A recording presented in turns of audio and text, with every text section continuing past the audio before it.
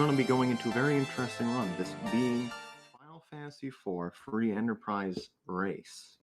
This will be, from what I've heard of it and seen of it, it seems like it's going to be very interesting. It's going to be between groundflier and PixelTamer.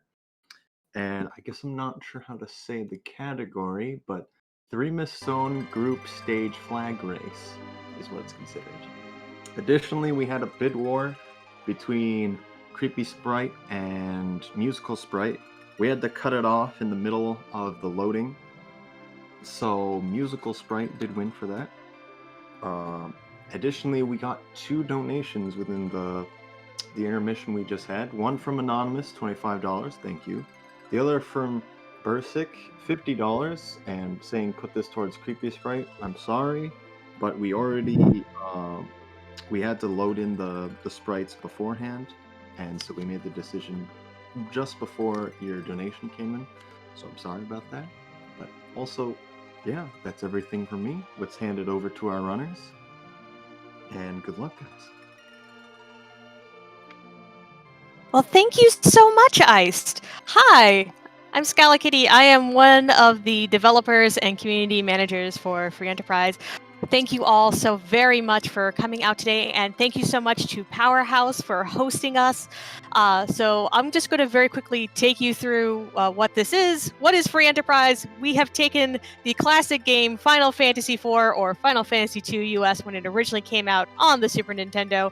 We've taken that beautiful, wonderful story, all those really nice character moments. We've taken them out of the game. We've shoved them out, and then we've taken basically everything else in the game, all the shops, all the treasures, all the bosses, and we have shaken them all up in our little randomizer.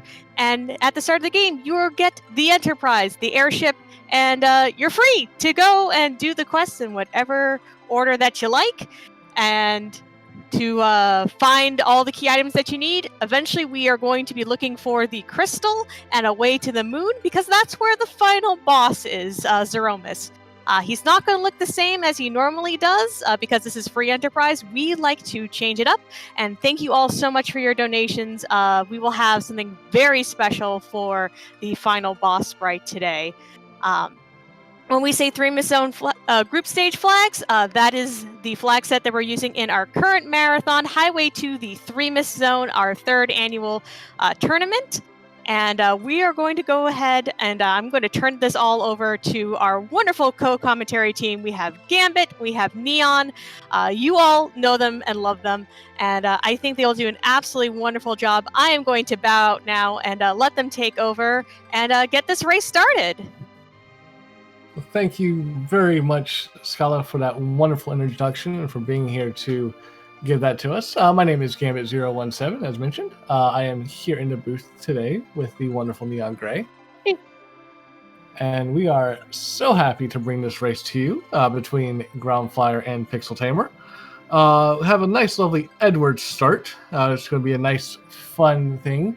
Our 4 objectives for this race is complete Cave Magnus, forge the Legend Sword, with the Legend Sword Adamant. Liberate Baron Castle, trade a raid of Rat Tail. As mentioned, they have to complete 3 of the 4 to complete the seed, and they should be getting on their way in here in just a second.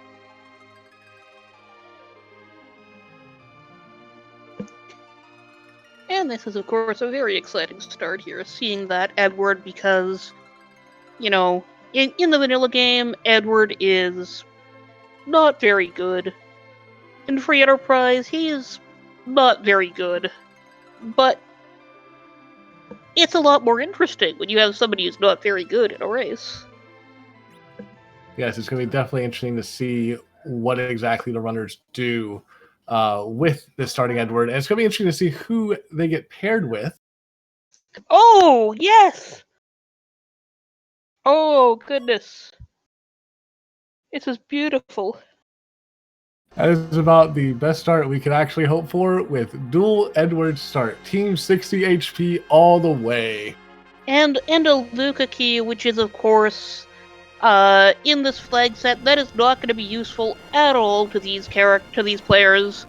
One, it's underground. They don't to the underground to start. 2, if they have somebody who can cast the warp spell when they do Dwarf Castle, they can skip having to go into that cave that the Luca key unlocks entirely.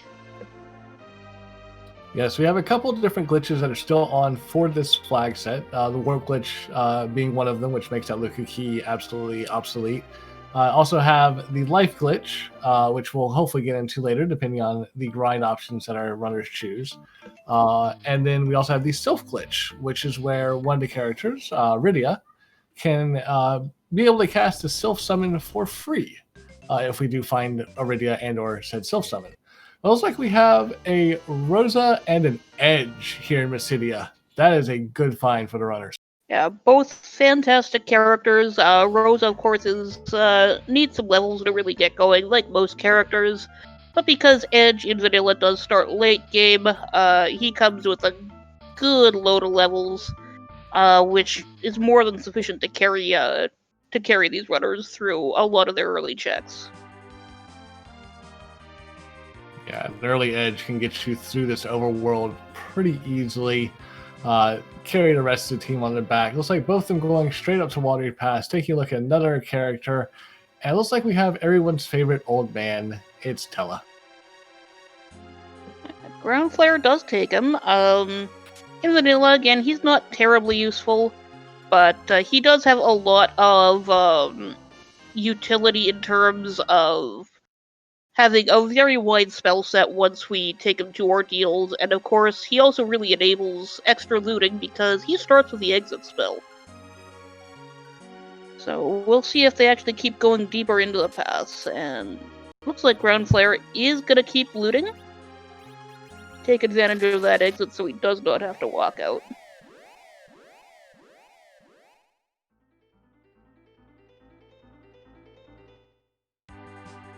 PixelTamer looks like went ahead and just exited out, not going to do a full deep dive of the Watery Pass. One thing I noticed they did pick up from that chest right before they grabbed that Tella was a Stardust Rod. That's going to be very nice early usage, at least for that Tella. The ability to cast a Stardust spell using it should hopefully make it's pretty easy work at these first couple bosses that they're going to face. Yeah, that is going to be pretty huge for just helping them out through the early stuff, and the extra actual wisdom is going to do a fair bit of good just for trying to get something out of Tella's spells. And we see the first Edward lost as PixelTamer swats in a Dark Knight Cecil, who is not great either on this flag set and not yet, but he's certainly better than a superfluous second Edward. And we have the Kaipo guards here up on Hobbs, which is going to be a pretty easy fight. Not really the fight you want to see here, though. You really want this boss later on, where it's in an easier spot. Yeah, like that is going to be free no matter where it is, so on such an easy spot, you're not really happy with that. Groundflier does seem to have forgotten that he has the exit spell and is walking right out of the Watery Pass instead of taking a nice convenient spell out. Well, Ground actually walked a little bit too far, got a little bit too greedy, and walked out the back side. So exiting out at this point would actually take him the wrong way. So has to make that long walk back through. Oopsie doodle. It's a mistake we've all made at one point or another. It's true. In the meantime, PixelTamer heading straight for the first key item location of the seed. That's going to be the Antlion Cave. One thing I'm noticing, Neon, is a bunch of these chests look like they're already empty. Can you tell me about that? Sure. On this flag set with the, which is the group stage, we have a significant number of chests that are already empty. This is a bit of a counterbalance to us using a fairly more generous tier of treasure that's handed out. You'll notice that we are finding really good, like, in-game level items like the Stardust Rod, but we're also finding that a lot of these chests just don't have anything. So it's a nice little pairing, and it makes, I think it makes the question of whether it's worth going for these chests a little more interesting, because especially if they're not immediately on the screen, you know, you have to go on your way. Maybe it's completely empty. Maybe it's something really good. And here, speaking of easy bosses, here are the Dark Imps right at the Antlion. This is actually really exciting because it does suggest that we could have some really hard bosses on some really hard spots later on. Yes, it does. This is another one of those easy quote-unquote bosses that you don't want to see early. Groundflier finding a Porum, who some would argue is the best white mage in the game. They'd be wrong. Maybe. But finding a Porum and Damsian going to get rid of one of the Edwards for her. I'd like to play here because Porum does learn exit a lot earlier than Rosa does. Rosa has to have Towers not completed for that. So good pickup, being able to, if you want to get rid of that tower later, you'll still have an exit mage. Yeah, I don't hate that pickup. And it looks like we have the vanilla Sand Ruby available in the Antlion Cave, which is a little bit disappointing, honestly. We have free characters available, so we've got characters everywhere, and all the Sand Ruby does is just enable an extra character check. But, you know, it's there, so we're going to check it out, and it's just a free tele. So if we ever need to drop and replace him, possibly for an agility anchor, which is... We can go into that more later, but that's what generally sets the overall pace of a fight, that character.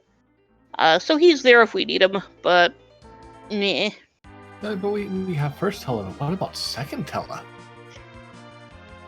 No.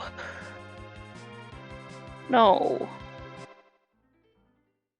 Please, no.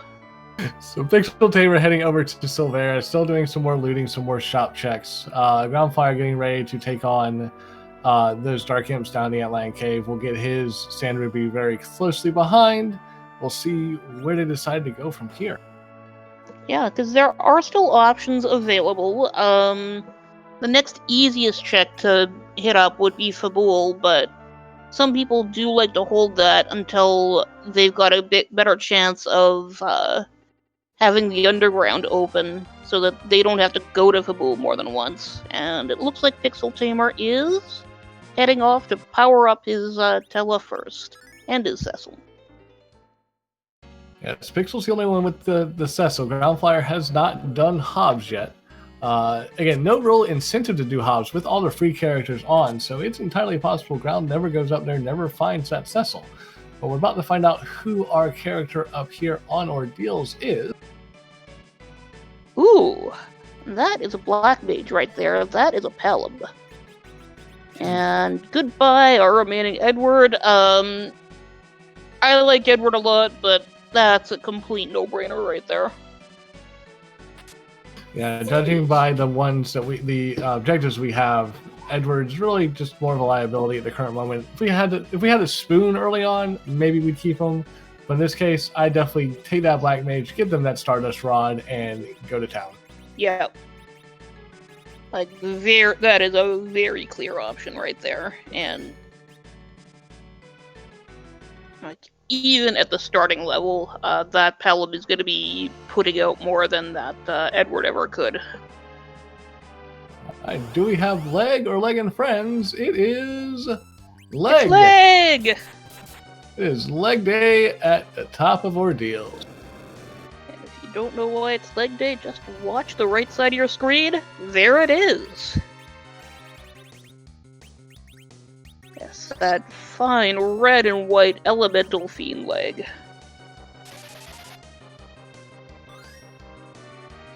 Meanwhile, it looks like Groundflier is hitting up Fabul.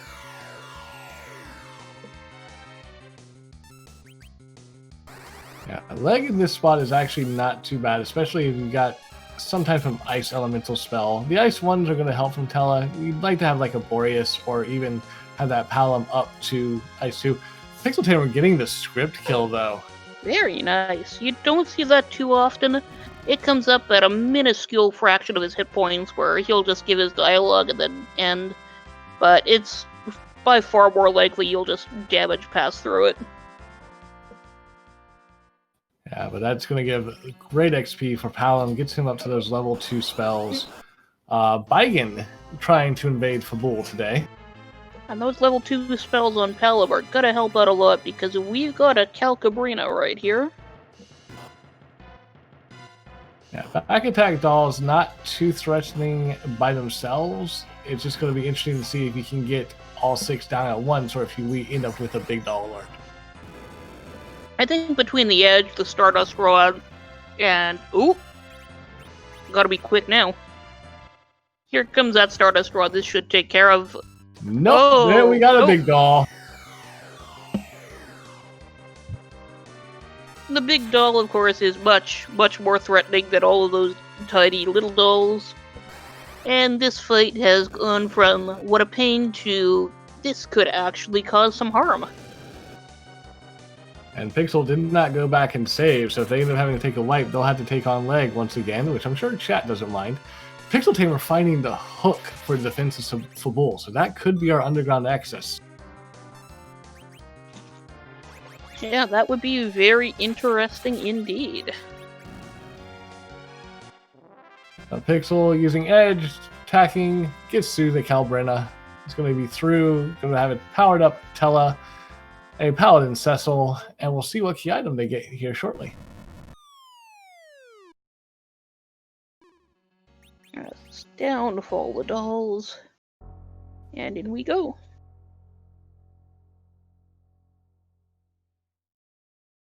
I have to admit, I love that it's Young Man Tella. That is my favorite Tella sprite. And our wonderful dev who's talking earlier, Scarlet Kitty, did a lot of the sprite work and the palette work for these sprites. Really outdid herself with them. And that's only a Bahamut spell for its trouble, which is kind of disappointing, but honestly, we did not come here for the key item. We came here to get our Tella up and running. We came here to get our Cecil up and running. And we came here to get Ogopogo out of the boss pool. Well, that's a good thing, actually, right off the bat, getting Ogopogo gone. Groundflier found the Thunderclaw for sale in the Fabul shop, so if we need it for that edge later on for some of these Thunder Weak bosses, we know where it is now. Yeah, that's a very handy weapon to know the location of.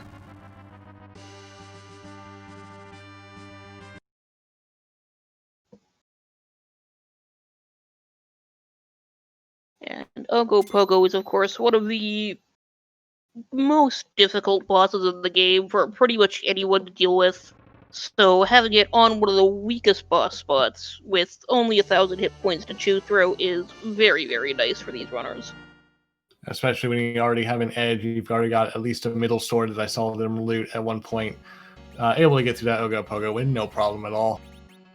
Yeah, that's going to be a relief, especially after seeing those easy bosses earlier, where you really don't want them to be there.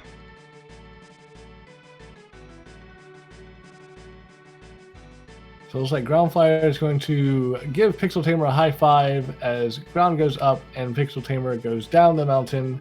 Ground giving us a cheeky little check of the Chocobo Force, finds an exit spell. Not really too helpful, but hey, you never know. Gets a quick heal for his trouble, though, which is... why not?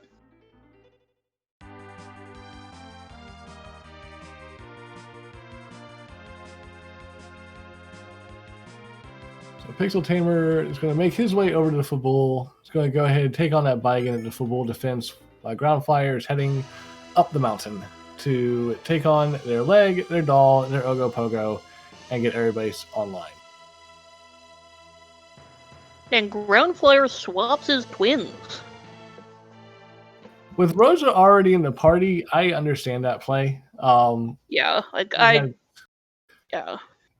don't think Porum's really bringing anything to the team in that circumstance. Like, she's got her uses, but no. Yeah, and if you plan to commit to keeping the Tella at least even short term for right now, Tella can do pretty much everything that Porum can do, and it's about to have all the spells that Porum doesn't learn until very, very late. So.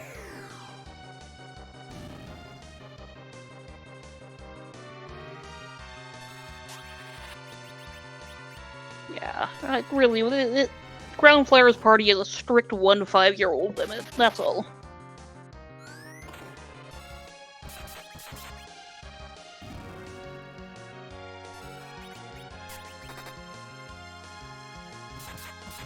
So Groundfire finding leg up on the mountain, our second dose of leg. Will probably be a little bit sad they don't have any type of Ice 2 magic they can toss at it, but should be able to take it out. Meanwhile, PixelTamer gets through to Baigen. He's going to get their hook, and we'll have to see where he decides to go next.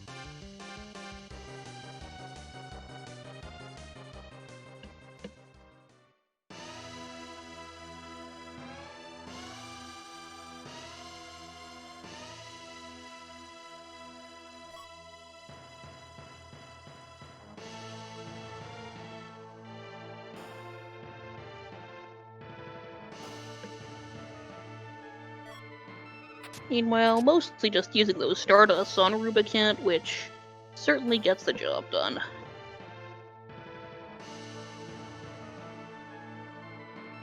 Yeah, it's an easy way to take care of Rubicante. You don't have to worry about physical attacks, which will proc those Fire 2 counters, and takes them down without any problem whatsoever. It does go back, take the safety save, going to tint up just to make sure they've got HP MP.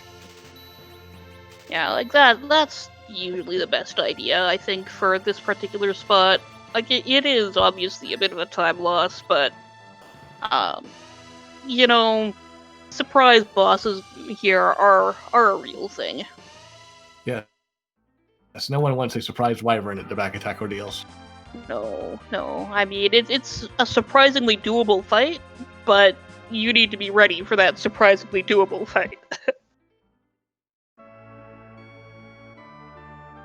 So PixelTamer looks like they're going to continue doing some shopping percent. They'll check the shops here at Troya.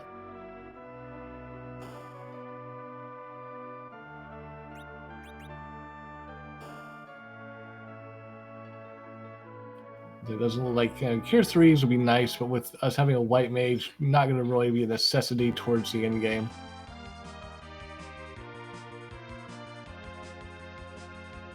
Groundflier gets through the dolls without any issues. Yeah, very nicely done. Meanwhile, PixelTamer is going to give us our first look at who is in Baron Inn, and that is a vanilla gang. It is, but he is not hanging out with a decidedly non-vanilla drinking buddy. That's the king of the summoned monsters, Leviathan. So in this case, I'm very happy that we've already seen Ogopogo, because a Leviathan into Ogopogo here would be the worst. But Leviathan into something else, it's not as bad. Yeah. The two bosses are, of course, very similar in that their primary damage output is percentile. And, oh, there's PixelTamer. I bet he's wishing he had that Thunderclaw now. I don't believe PixelTamer even checked the weapon shop there in Fabul, so... I bet he's wishing he'd seen one somewhere. Though the kid knows Lit 2, Tella knows Lit 3, that Lit 2 takes care of it with no problem. So That's true. That's very true. Providing a tower key. That means this is going to be a hook route, barring a very cheeky Demist at Demist holding Magma Key. Yeah, that was Waterhag at the waterfall, so yeah. Only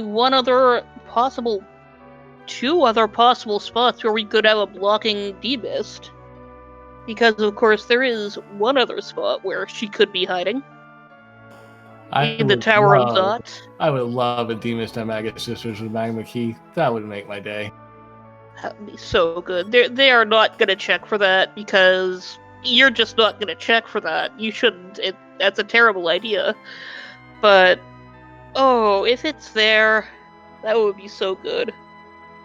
Part of me is hoping there's like a Golbez at King Queen Evelyn, so you don't know it's there until you get there, and that's when you realize, oh, there's a Demist hidden somewhere. That would be amazing. The seeds in our head are always better. And yes, important news that groundflier has provided us.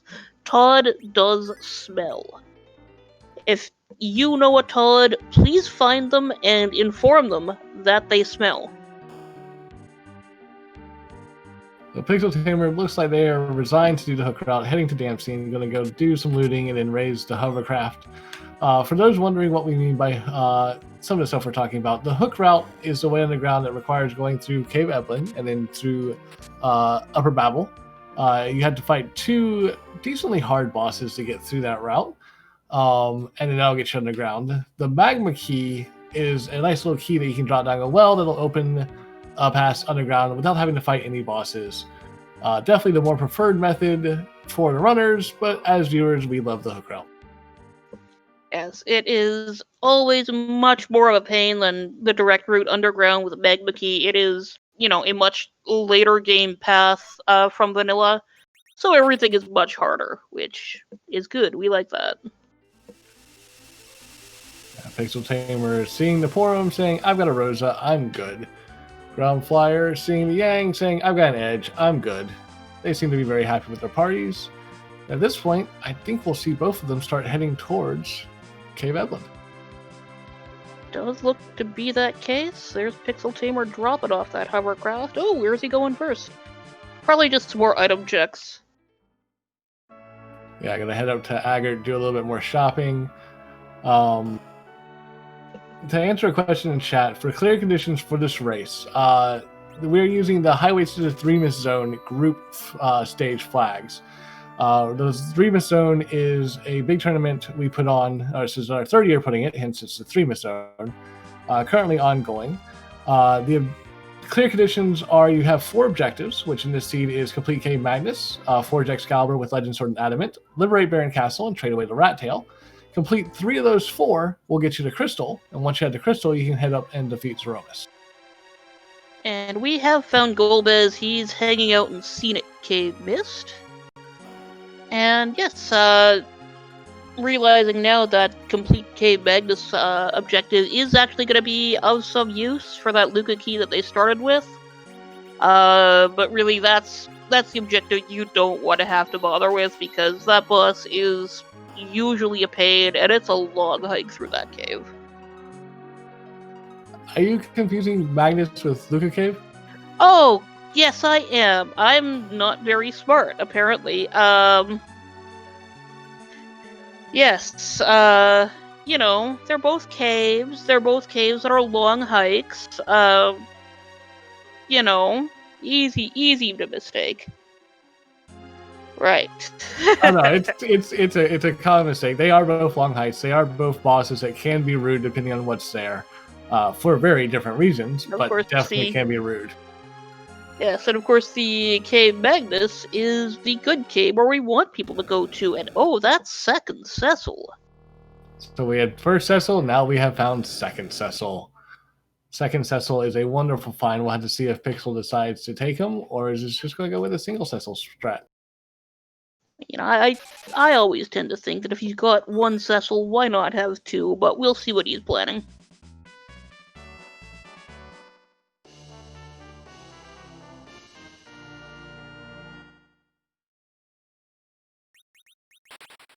He does not take Second Cecil.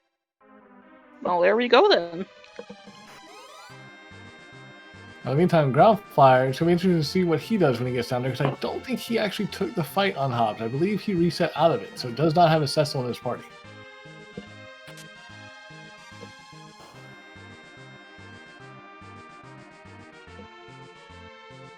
Yeah, I will be very curious to see what he does with that now, because he does still have that Edward, who is not really doing very much for him. So, I missed it. Did Pixel check the item shop here in Edland, or did he only check the weapon shop? I don't know. Because I see Groundflier checking the item shop and finding sirens. Sirens, of course, are an item that will immediately start a fight with the rarest boss formation in the general vicinity, which means it is fantastic for grinding with, and it is, honestly, it's the ideal thing you want if you're gonna have to grind, and you're gonna have to do some grinding. It's going to be interesting to see if, I know Groundflier picked up a couple, if he plans to go underground and immediately do eggs, or if he's going to hold on to those and wait to try to do the dragons on the moon, if we get to that point. Yeah, and that's always a bit hard to gauge which you really want. You do get much more per shot from the moon dragons, but the egg dragons are easier and they are usually faster. Meantime, PixelTamer taking a small mini grind here, taking on the Mad Ogre chest down here in Upper Babel.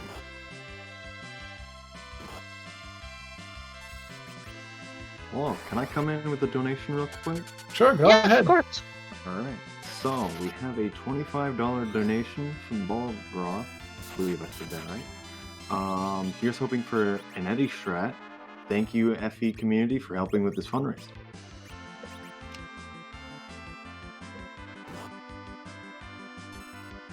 Oh, thank you very much for that donation. We are glad to be here, glad we can help show off Free Enterprise in a wonderful marathon setting to raise money for a wonderful cause. And groundflier is committing to keeping that Eddie. Which, interesting. We'll have to see what he plans for him, because, you wouldn't keep him this long if you did not have a plan for him. Oh, I wonder if groundflier is hoping to find a spoon along the way. One of the flags we have on for this tournament is the spoon flag, which in vanilla Final Fantasy IV, the spoon is nothing more than just something you get from Sheila after bonking on with the pan. In Free Enterprise, we've actually converted it into Edward's ultimate weapon, giving him an attack power of 255 and making him a glass cannon. Yeah, and it is, one of my favorite ways to use him. You can get a lot of damage with him, with that spoon. You need to grind him immensely to get him enough hit points to survive through all of the myriad hazards that will kill him. But, maybe you don't need him to live that long. Maybe you just need him to get a few massive wallops out.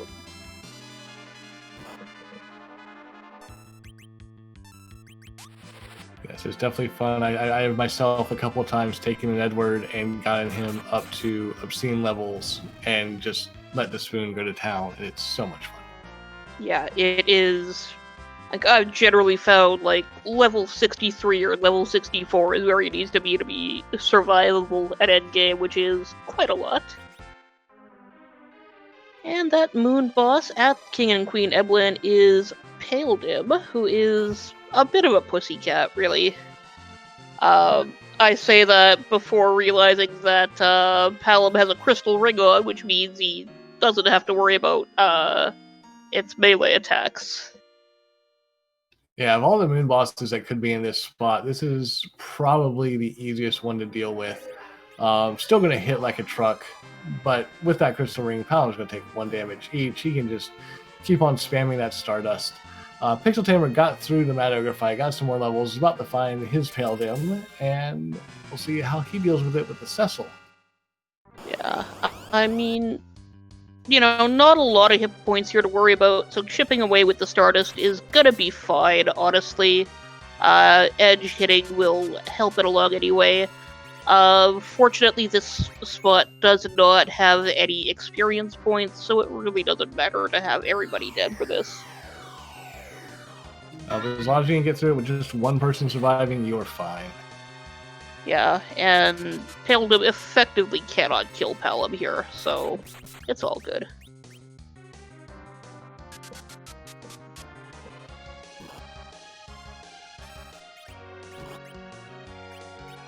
On the other hand, I believe PixelTamer did not pick up that crystal ring, which was on Mount Ordeals on the chest on the second last screen there. The lower left one, the one that is very easy to just go, well, I'm going to give that one a pass because it's kind of out of my way. And he did, and that's what's happening now. Yes, I know that PixelTamer Cecil is rocking crystal armor, so definitely got some protection there, but is able to get through that Pale Dim. Both runners are through. We'll be able to go ahead and probably both take safety saves and then go in and take on the Elements fight, which we know is that Rubicante sprite, since we already saw our lovely leg day on Ordeals. Yes. So we are going to get a little bit more leg, but we're also going to get some, weird earth tentacle thing, and maybe some shiny bald head, and maybe if the runners are unlucky, some tornado bikini. So one thing I noticed Ground doing I see what Ground's doing. He went and tinted, and I was like, well, you get the free heal. Why are you doing that? He's going to go and take on the Mad Ogres after taking on Pale Dim to go ahead and get some levels to prepare for this Elements. In the meantime, PixelTamer went back to the safety save and is going straight into the Elements fight. And Rosa has by now learned Berserk, so that's going to go straight on to Edge, who is going to immediately go Berserk and just start attacking faster than humanly possible. And that will do a good job here, because this fight, there's a lot of hit points at play here. It's Turtle Egg. Yep, there we go. Into the Rubicante sprite for the Elements form. Thankfully, magic power not too high here, so Aspire 2 is doing less than 100 damage each time. Yeah, because, you know, you have to consider that this was meant to be the original Rubicant spot where he's supposed to use magic on you, so the game does decide it to not be overwhelming. And so it's not overwhelming. We say that as we get about a 300 to 400 damage Fire 3 come out. That's not overwhelming. The Glare, on the other hand, is. And that speed, oof. We're checking our battle speed, dropping it down to 3. That should do most of. Oh no, putting it back up. Right, because he remembered he was going to. No, that was groundflier. I'm wondering if PixelTamer isn't going to try to do reflect strats here. Yeah, that might be the safest option for him. Yeah, by reflect strats, what we're talking about is the Elements fight was kind of split up in a little bit. In its original spot, it's supposed to have a ton of HP, but in game code, they weren't able to give it as much as HP as they want to, so they split the fight up. The first two forms, the Mylon Z form and Rubicante form, have half the HP, and then it gets a refill, and the second half has another set of HP. What you can do to get around that refill is if you just reflect spells off of someone who's wearing a Star Veil, the refill trigger will never hit because you've never done any physical damage to them. Yes, and we're also deploying a Silk Web there, which will apply to every form of the elements that pop up here. Which I think has been the primary prep, because we are just progressing forward, and the speed here does seem more manageable now.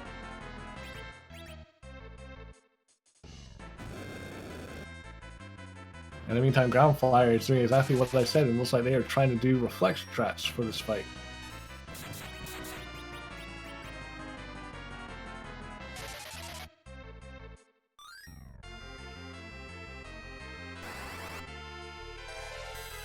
Yeah, taking good advantage of that fire weakness on that first phase of the fight.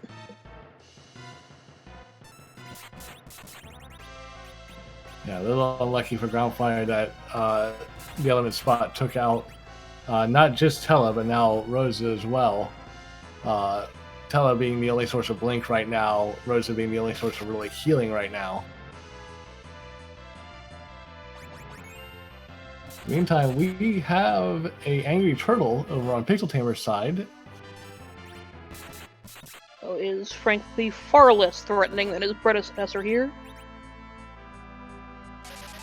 But we'll see when or if he gets a wave off.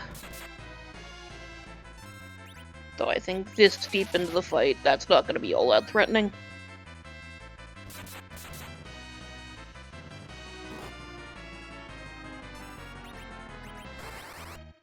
Because Kainatsu's wave, unlike the waves used by Ogopogo and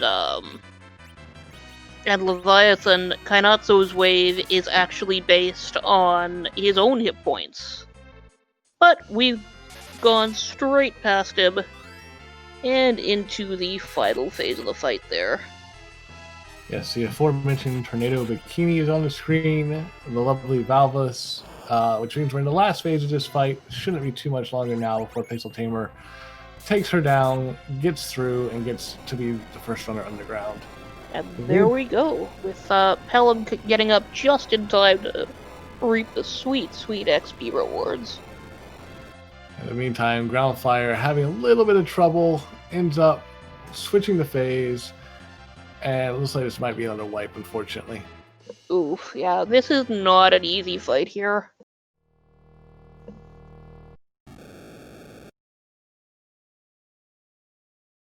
Yeah, he's just gonna take that wipe with Eddie there. In the meantime, PixelTamer is through. Gonna be the first runner underground in approximately 36 minutes, and we see a Yang Karate Man at the top of the tower. Guess what PixelTamer has? Does he have the character who can completely bypass that annoyingly high hit point fight?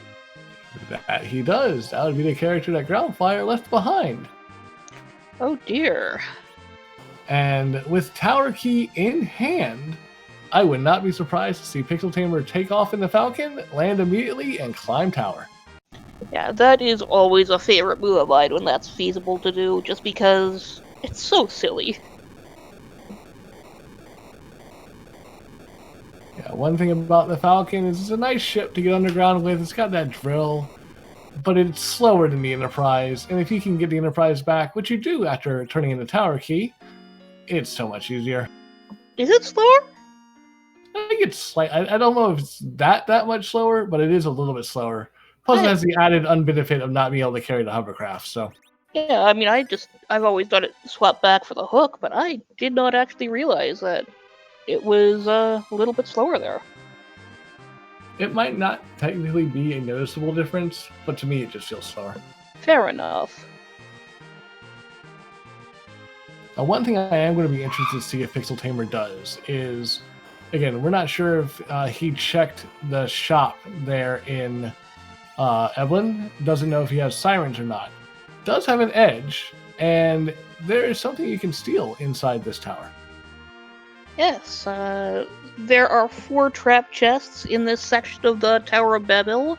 All 4 of them contain an alert enemy, and Edge could steal sirens from those guys, which is much, much slower than just buying them, but what are you gonna do? I mean, when you have an edge and it's, sirens are expensive, it's might be more economical to steal them. That's very true. Meantime, groundflier unfortunately took another wipe to that element. Is going to turn on random encounters and take a couple, try to get some more levels here. Yeah, a few more hit points would not do him amiss. In the meantime, PixelTamer did exactly what we thought, went straight up to the top of the tower. Gonna get into that Karate Man fight, let Karate take a couple swings, one swing of that Cecil after that point, click the script in this fight immediately. Yep, because the way this works is, as we can see, he will punch you a couple times and then he'll do a kick. After that second kick that he does, any action taken on him by Cecil will just end the fight straight up. Yep, there's the ouch, bye-bye Karate, and easy fight. Done and done. And was that worth it? Yes, it was. That was a Baron key. That was required. With Liberate Baron Castle being one of our objectives, that is a required fight. Very, very nice. So we'll just be nipping down through the control room on the way down.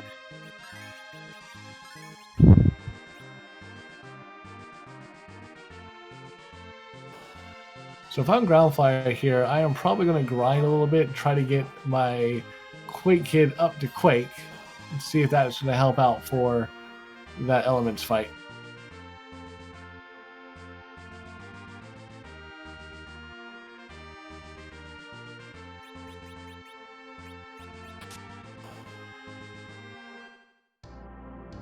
In the meantime, we have the Magus sisters here in the Super Can room. And they're going to be taken out with the single flame on Edge's part. I mean, was that wall? He'll show you how. Aw, look, it's cute. They're casting. It's not an instantaneous spell flame. No, it takes a second to warm up, but it's worth it. Takes Yeah. cinematics, there's no problem.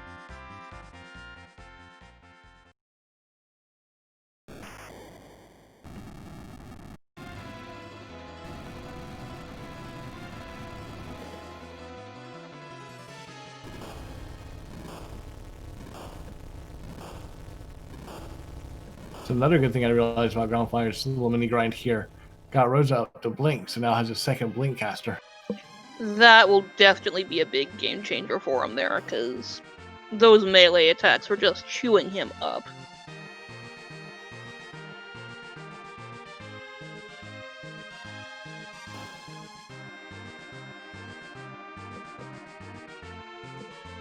In the meantime, PixelTamer heading their way back down the tower. He's going to head out, we'll see what we get from the Super Can room, and it'll be interesting to see where he decides to go next.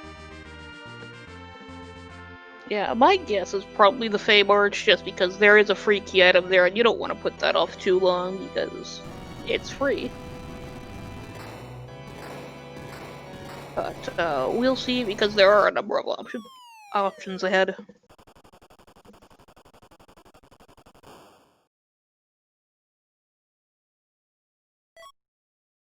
And that is a pink tail.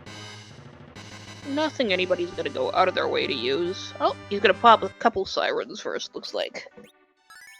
So in that case, definitely did check that shop. Or no, has one. Maybe he found that somewhere else. Didn't actually check the shop. But using that sirens in this area gets you this nice lovely little egg. That egg, inside of it has a yellow dragon, which is a rare encounter for this location. And gives you a nice 32,000 experience.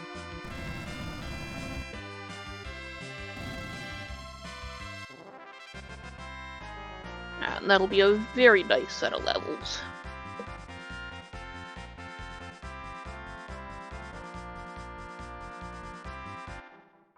In the meantime, Ground definitely having a lot better time of it. It's got all 4 characters currently linked.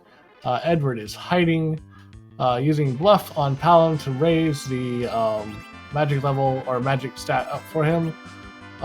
Should be ready to start probably reflecting some spells here shortly.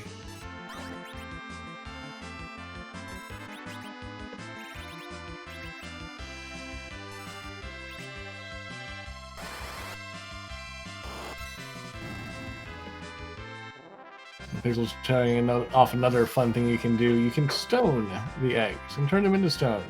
Does the same thing as killing them or even using a coughing on them. As long as you kill the egg in some way, shape, or form, you've got the experience and you're good to go. And Palom learns Warp as well, which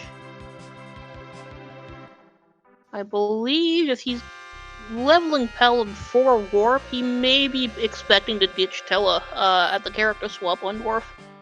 That was my thought as well. Probably saying, let me get the kid up so I don't have to worry about keeping this Tella if this is a character I want to keep. And now decides to go straight to Dwarf Castle.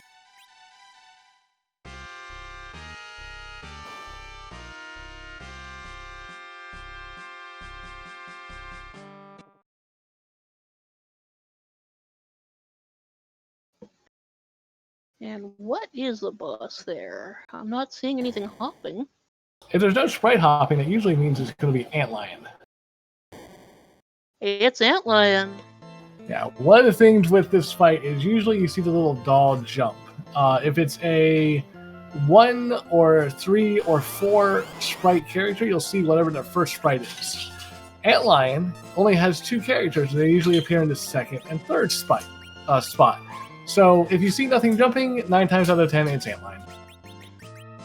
And, oh, groundflier is finally through that elements fight.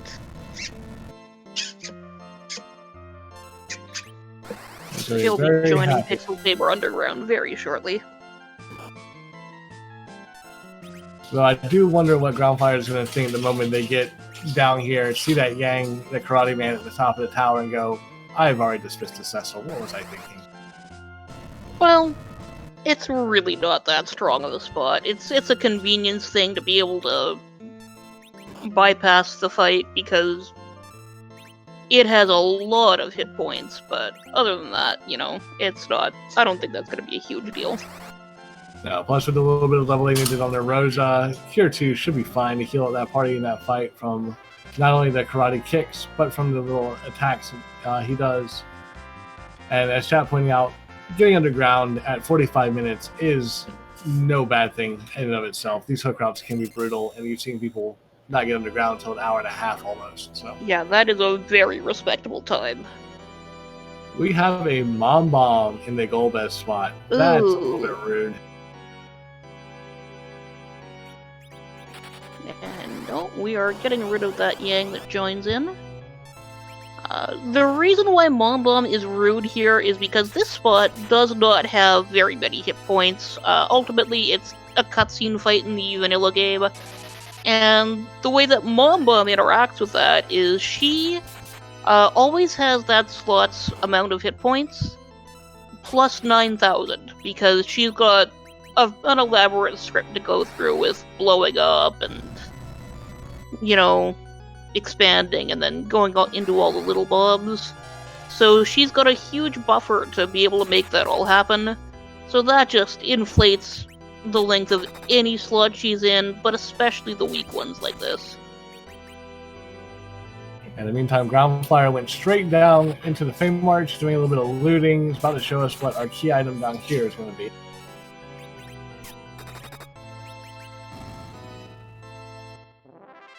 And down goes Mom Bomb before splitting, and the big phase. That is a Darkness Crystal from Fame March. Oh, very interesting there.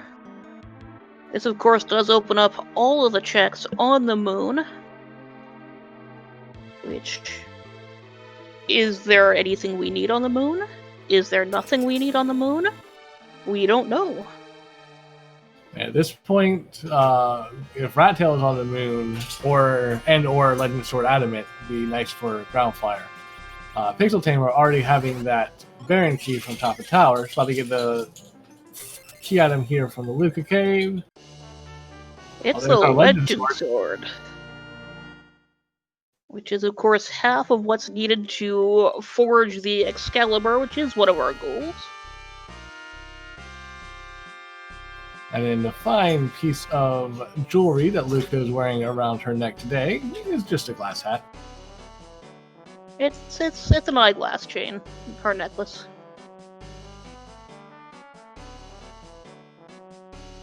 Groundflier is going to check our bosses. There's a Mist Dragon and one of the Mylons.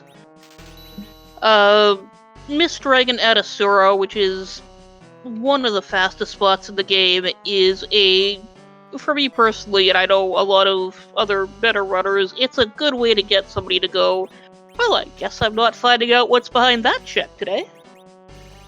Yeah, Demas in either of those locations is not too fun just because of how fast it is. Demas script, it's supposed to be the first fight you fight in the game, supposed to introduce you to the battle system, introduce you to the ATB system and waiting. So Demas decides to attack 3 times and go into Mist form. And why it's a Mist form, you can't really attack it, because otherwise it'll Cold Mist. When it's in a spot like this, not very fun. We are visiting the Temp Julep Dwarf up in Tomra. He's an operations management analyst. I'm sure that's very important. Yes, one of the things we do randomize in the randomizer is the job of that dwarf. In the vanilla game, he is just a simple farmer. In Free Enterprise, he decides to branch out, try all kinds of different jobs. It's always fun to see, and we consider to see validated once we see who he is today. Yes. But, back to D-Mist in the Feymarch spots. Those are really troublesome because they're both quite fast, and they both hit quite hard. Physically, that is, which those are the whole of D-Mist's actions. She's a very doable encounter at either one of them, but it takes time, and whether that's going to be worth the investment is invariably up for debate. I will say this, in the Ashura spot is not as punchy as the Leviathan spot. So But it's of the two faster, spots, yeah, of the two spots, this is the one you want to see it in for a lower level party. But still going to be fast, and you're probably only going to be getting 1, maybe 2 hits in per round with Demist. Yeah, it's not good. A groundflier appears to be holding out for a cane. Which I can tell by that he's selling out a lot of stuff, including that light sword, so he's not interested in even another Cecil now. But he is keeping that Avenger, he is keeping a white spear, so he's looking for a cane. Unfortunately, we'll be disappointed once he does Dwarf Castle and finds only that Yang. Could still be a cane up on the moon. Still have the Tower Zot we could check. And if you get really desperate, there's still a package we could check too. It's very true, and he does start at level 10, so he is a great slingshot candidate. And what I mean when I say slingshot is the XP curves in this game, at least in this randomizer, have had some adjustments made so that to make grinding easier. It's got a catch-up mechanic where if a character is substantially behind the rest of the party's average level, they'll get a lot of extra XP to make up for it. And you can very easily manipulate high-ticket fights to get some absurd levels out of these characters. Yes, it's always fun going back to the Edward from earlier, slingshotting Edward up to massive levels, giving him that spoon, and as I said, go to town. Yeah, you can get a lot of good with him out of a spoon, or if you manage to get an Artemis bow and Artemis arrows, those are also very, very good on him. He will hit like a truck if you let him. It just takes a lot of work to let him.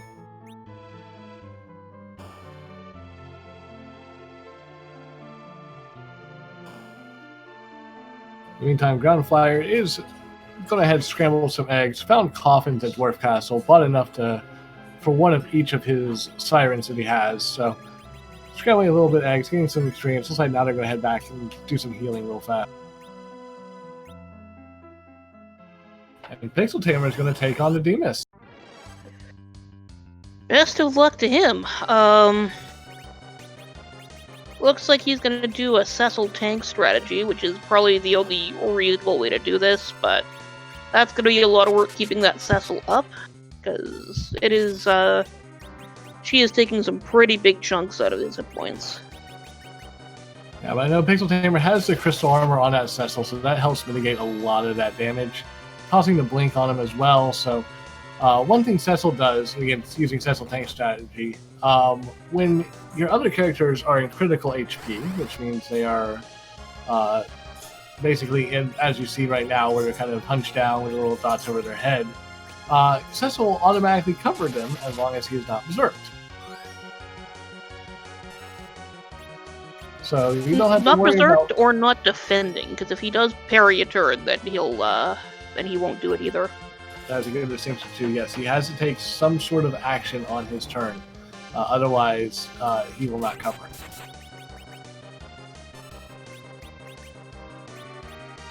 Yeah.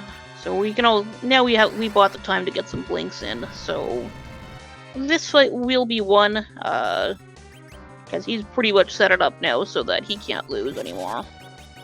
Yeah, I said it might be a slow fight, just because of how fast Demist is, but it's not a scary fight at this point. You're going to win as long as you don't forget to heal that Cecil.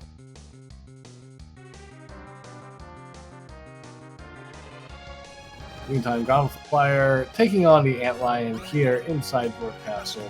She'll get through this no problem, then head back and find that Mom Bomb, see how he decides to deal with it.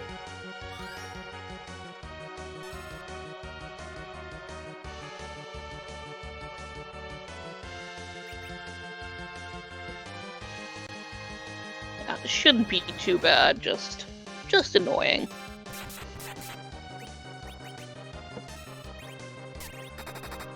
So at this point, Ice, if you've got any donations or any blurbs you would like to read, now would be a great time.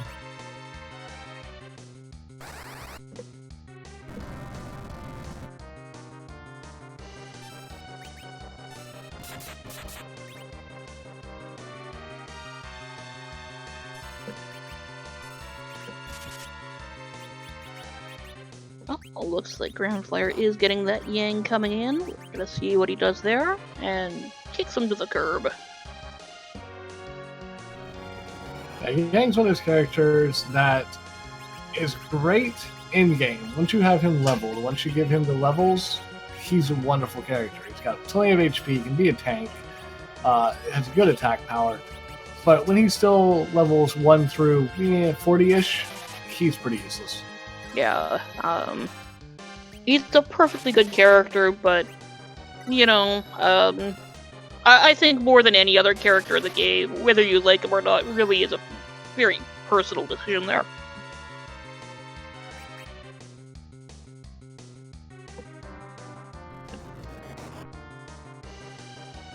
As you see the explode on groundflire's side, the mob bomb splits into the 6 little baby bombs, cues up that quake immediately to hit all 6 of them. That should end this fight pretty easily.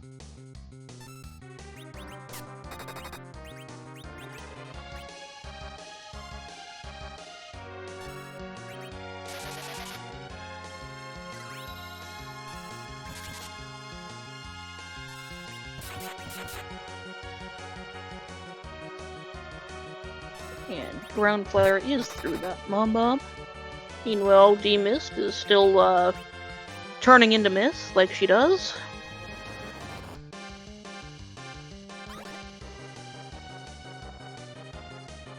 This is one thing that can make this randomizer very interesting, is the choices you have to make.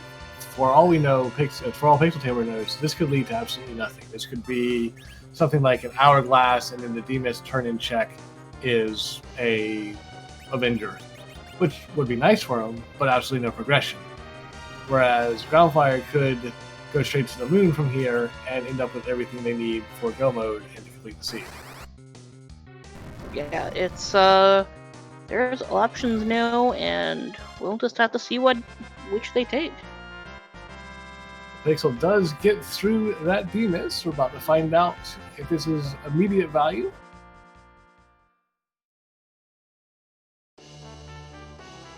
That's a rat tail. That could be of use, and having the pink tail to go with it is always nice. Well, considering trade the rat tail is our 4th objective, that is a lot of value.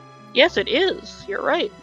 So at this point, PixelTamer is a key item away from go mode. He either needs to find a twin harp or the adamant, and that'll put PixelTamer in go mode.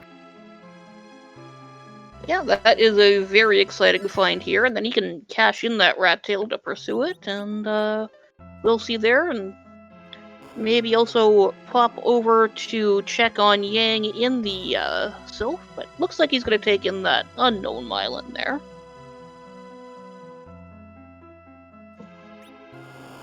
Yeah, at this point, if this is Mylon and friends, this is going to be pretty easy. Mylon Z might be rough. Yeah, Mylon Z, he's going to hit like a truck, but again, using Cecil cover strats, if you need to blink up on Cecil, should be able to get through this with no problem. Yeah, since he's in the back row, he should be able to take a hit or two. Okay, yeah, we're fine. We're fine. Oh yeah, that crystal armor, I believe, if I'm not mistaken, gives defense against undead. And Mylon Z is technically undead, so... Yes, not the armor, it is the helmet, I think, yes. Oh, the glass helm, I completely forgot about that, but yes, that is a excellent thing. And that means this fight, again, just like the D-Mist before it, absolutely free at this point. Yeah, just, right now, we can just hold A and go.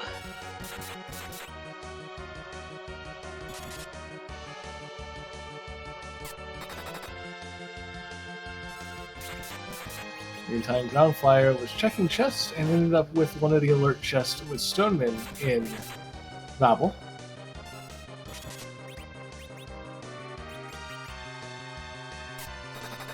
We'll see what's inside there. I always like opening trap chests.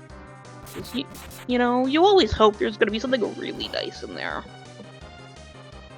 Show me Crystal Sword. Well, Life Staff is actually a very good thing for Rosa at this point.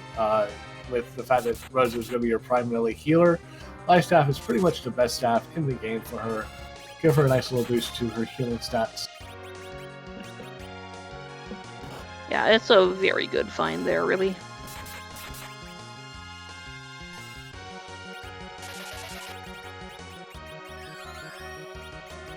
So we're about to see if groundflier is going to be going up to the top of the tower to take on that Karate Man, or if he's going to be doing the half-tower special.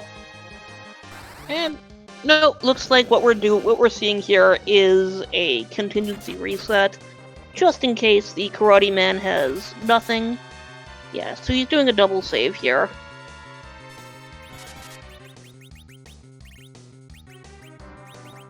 It's definitely not a bad strategy to do, making sure everything is taken care of. You can reset out if this is a nothing item.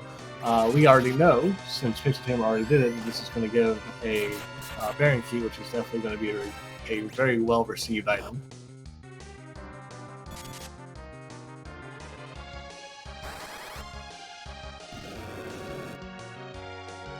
Just rearranging the party here for that fight.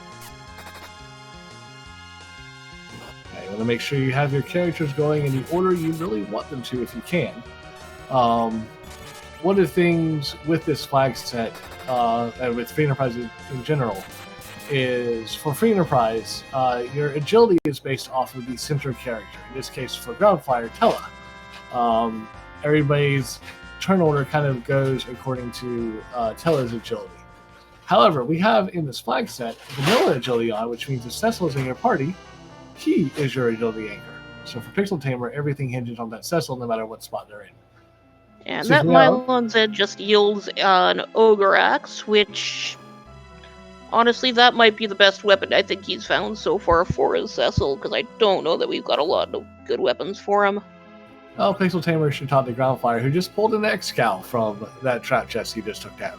Yeah, that would make PixelTamer very happy indeed, but Groundflier will also be happy because those things sell for a lot.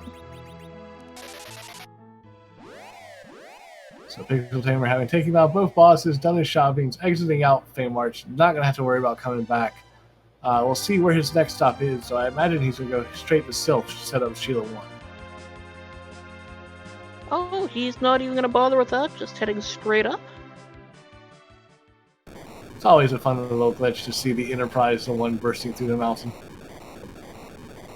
Yeah, it's a very neat little oversight, because of course, you know, the game doesn't really know that, you know, you're not having the, it doesn't bother checking which airship you have, because theoretically, the only airship you can have when you're underground and that's blocked up is the Falcon. So it'll just go, it's blocked up? Well, play the animation and let them up. So PixelTamer turning into Pinktail first, gets that crystal sword. Oh, my heart. Is absolutely rewarded for having that Cecil. Oh my goodness. And that crystal sword is the best item in the game. That's a Magma Key for that Racktail. It's a key item, at least. That's a key item on the way to 10. And I believe that actually gives PixelTamer 10 key items. Yes, it does. So that'll help that leveling. Yes, we have a little thing with the leveling. Once you have 10 key items, you start getting double XP for all your fights. So PixelTamer decides to grind, takes on bosses, whatever. You're going to be getting double XP for it. It's going to go straight to Mist, turn into Demus, see what we get here. And PixelTamer also took that Mad Ogre chest on the way down through the cave, didn't he? He did, yes. So he's got an Avenger as well. That Cecil tanking days are done. We've got a pan now from Mist Dragon.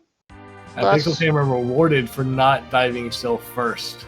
Going to check that Demus first, now probably going to go ahead down to Sylph. Oh? Or possibly go ahead and do Baron first. Oh, getting rid of that silly ice brand. Putting on the most powerful weapon in the game. This crystal sword can be used by a level 1 Cecil to do thousands of damage per hit. On a leveled Cecil, he's gonna be wrecking every face he comes into contact with. I think the favorite thing I've ever seen is seeing a level 1 Cecil in the Crystal Room of Ordeals do quad 9s with a crystal sword against Dark Elf. That's beautiful. Meantime, Pixel is going to go ahead and take care of a second objective here, is diving into Baron to go ahead and try to liberate it. Yeah, just passing by, might as well knock that off, because nothing is going to get in his way now on this.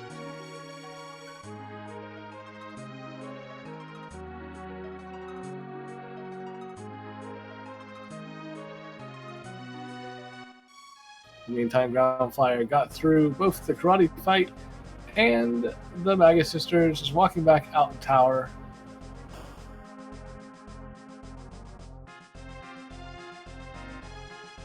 Yep, we'll get his, I believe that was the pink tail, yes, the cash out for that crystal sword, which is going to sell for a lot of money for him, at least. Well, I'm wondering if the Groundflier sees that crystal sword, if he's going to immediately head back to Hob to go pick up that Cecil he left there. Yeah, I mean, that's very possible. He has been sitting on that Avenger. But of course, he's gonna have to actually fight that Debus to get that rat tail. And because I don't see him going out of his way to cash in a pink tail without that rat tail. I completely agree. In this flag set, I mean, Pigtail item is a tier 7 item, which is a very, very good item.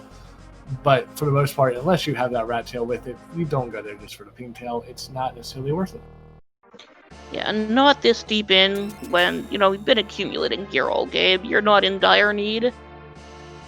And that is Asura on the throne of Baron. And we'll make quick work of her 4,000 hit points here, healing or no.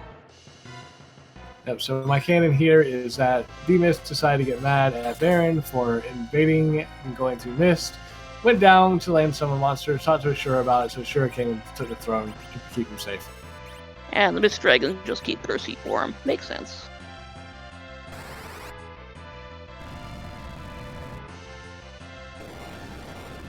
In the meantime, as you said, quick work of Ashura, down she goes.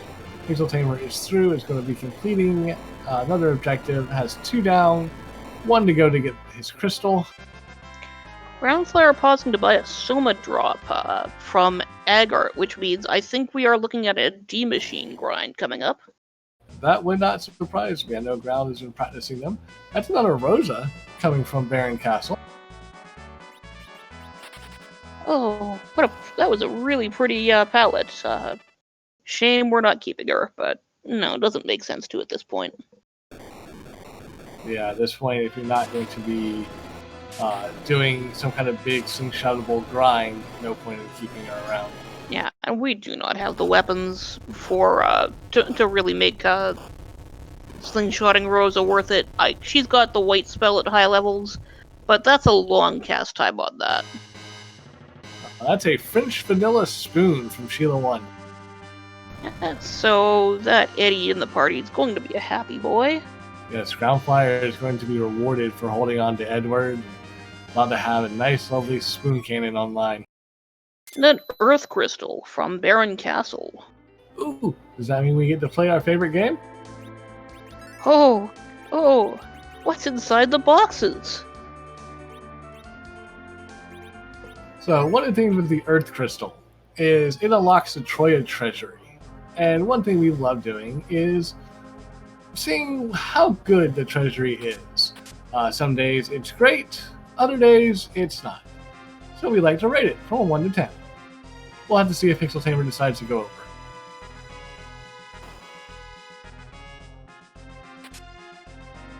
And meanwhile, my helpful assistant here has informed that she's not happy with that Earth Crystal, apparently, because that's when she decided to gently bite my hand. So I don't know what the Tower Rosette did to this cat, but she does not like it. So PixelTamer, going to check who's in the Baron basement today. It's a plague. That is probably very doable at this point. You've got that Avenger, you can get Cecil just going to town. You've got 2 people who can cast Berserk. Should be able to clog the queue, prevent the count from ever running out, and just sit back, relax, and let everything take care of itself. Yeah, like that damage that Cecil is going to be cranking out, that's going to make short work of that plague. And plus, we're doing a little death manipulation here to adjust those counts. Yeah, Plague Script is pretty easy. It casts Count on you. When it gets to 0, it's basically KOs you instantly. However, if Plague sees that there's someone in your party without the Count status, it'll just recast Count. It'll never attack you. If everybody's counted, it will cast Fast to try to speed up your death. But you can manipulate that by just killing somebody off and then bringing someone back. And Fast does not actually adjust the speed of the counter, so it does nothing. This is like the biggest... Plague is one of the bosses with the biggest difference I've found between how intimidating it is when you just encounter him playing casually, and how easy it is when you actually know how the fight mechanics work. But there are definitely some spots where you don't want to see Plague. There are some spots where you get free heals right before it, such as down in the hook route, that you can't really set up for it, and it can be a pain. That's very true, but we're also being able to just deploy things like the virus spell, which will mulch whoever it hits. When it's cast by a Palom anyway. Down it goes. Yeah, PixelTamer is through. Let's see what key item we get from here, if it's anything worthwhile. Not really. I highly doubt PixelTamer will go check to see who's behind that package today. It's just yet another key item in your pool. Yeah, and at this point, we don't even need extra key items, so a dead-end one like that is a really disappointing find. And groundflier is about to head up to Baron and take out that Bahamut and that Asura.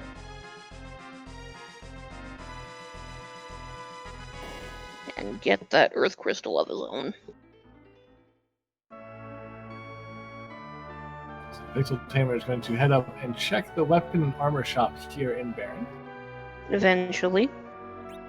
Gets trolled by the weapons owner, just deciding to walk away from him. Ooh, and that's ninja swords there. That's going to be very nice for that edge. Yes, ninja swords, I believe, are the best sword that you can buy in this flag set. You can find better swords in chests and whatnot, but as for buying them directly, that's going to be the best you can get. That's not too shabby.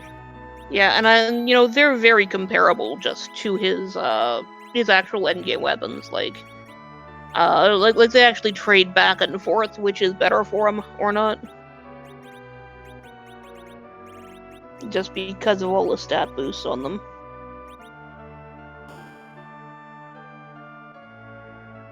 Yeah, but Ground made very short work of that. Bahamut into that Ashura fight. Has a mute dagger for that edge. That's going to do quad damage to his Ashura. This fight's going to be nothing.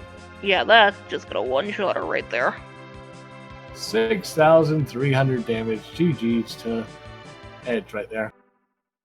Well, PixelTamer is going to take that pan of his and head down to give Yang a good bonk. I like this play here. It has not dive stealth yet. It's going to go ahead and get the one shot through here. Also, all you need is one key item in the Adamant or the Twin Harp, and you've got 3 basically checks coming from this. So statistically, you've got a pretty good shot of getting go mode here. Yeah, like this is very good. Like they're basically free checks, the both of them, because you do get a third one also from the sylphs right there, but that's just a life staff. That would be great for that Porum if we could cover. It's true, but no.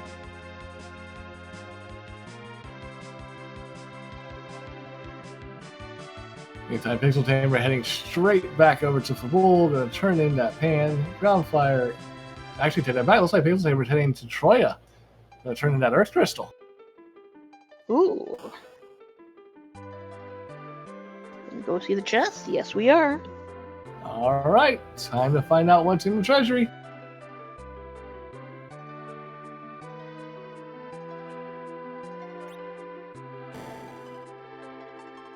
On boxes, boxes, boxes. Ooh, loaded. It's a pretty nice treasury. Oh, Masamune, that's pretty nice. But that's really all that's going for it. Yeah, I'd say that's about a 3 out of 10. Would have been nicer if we didn't already have a couple of the things in there, or if we had characters who could use a couple of the things, but still not too bad.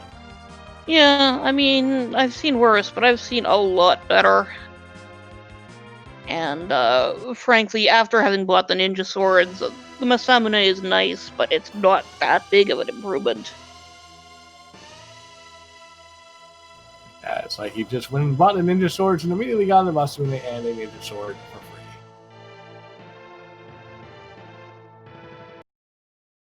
Meantime, PixelTamer, we're going to make the 2 Sheila checks. It's going to get the spoon here from Sheila 1, and we'll have to find out what Sheila 2 is. Groundflier is going to get more use out of this treasury that he's on his way to, because he has not purchased those ninja swords. Sheila with the goods. Well, that is going to be go mode once he finishes off that twin harp. Yeah, Pixel is going to head probably straight over to Troya Park, go to Cave Magnus, give chat what they want, which is going to be our lovely, lovely music. And once he completes that, we'll be in go mode. We'll have to see what he decides to do for his grind, though. He probably still needs a couple more levels before we're ready to go take on Jeromus.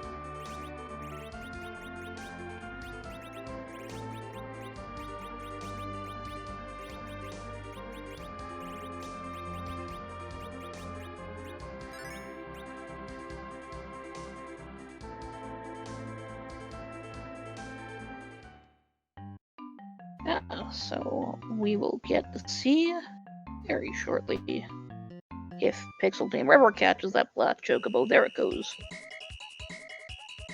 So one of the fun things we do in this randomizer is for the Cave Magnus cutscene, Edward usually plays a nice little tune on his harp. Well, we didn't want to keep that the same, so we randomized that every scene. So we have a very, very special harp song we have created just for this marathon, never before heard. So let's, as PixelTamer is walking down there, we're going to start to get quiet so we can listen to some wonderful music.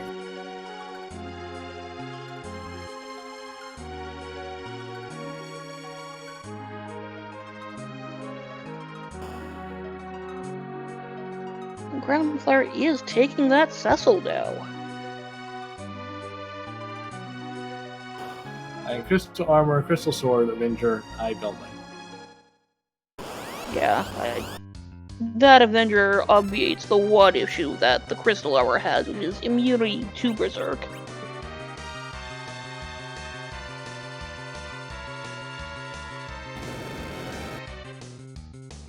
And just picks him up right then and there.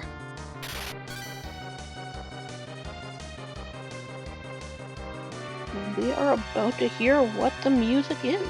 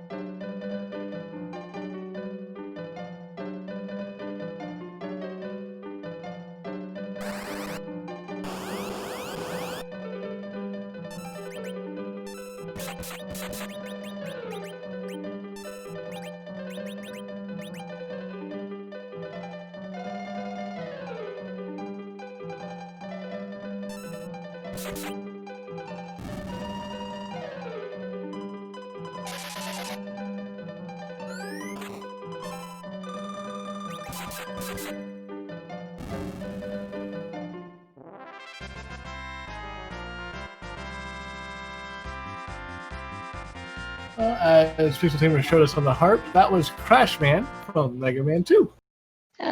Edward just shredding away on his harp for that. Which, great song, plays great on the harp. Fantastic work to Calm Lamity, who did that up special. And we get another Avenger, which, I would be very happy if I had a second Cecil right now. Or a Kane, but we'll make do. Yeah, but Pixel's going to be more happy with getting that crystal for completing all 3 objectives. At this point, all he has to do is grind of some way, shape, or form. Then he can head to Zeromus and see about finishing the seed. Yes, and it looks like Groundflier is doing some grind right now.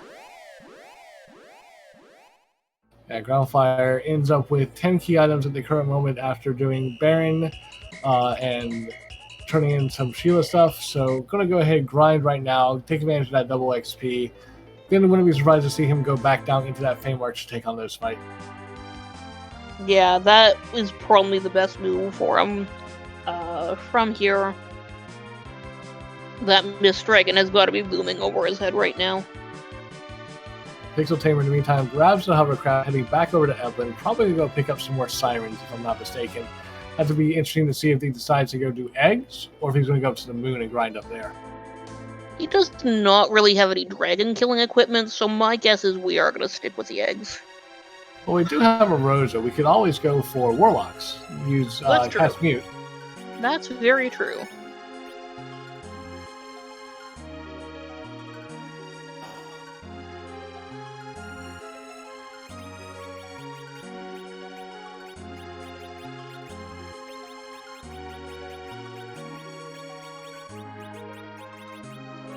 Meantime, we see PixelTamer pretty much selling the farm to afford these sirens that we want to get. But at this stage of the game, you don't really need that for him anyway.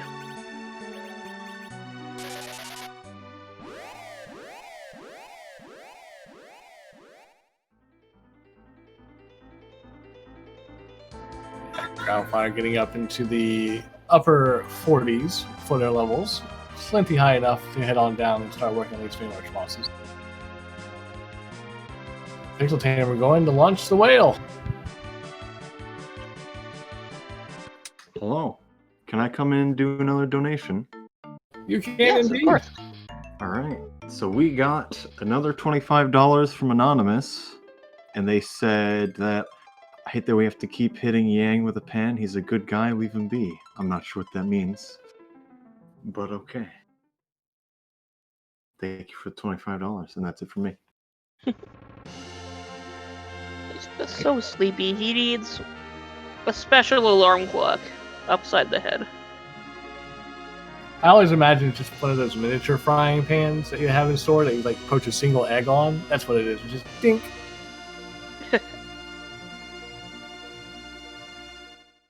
And it makes sense more often if it's around Luca's neck sometimes. That's a better way to fit it there.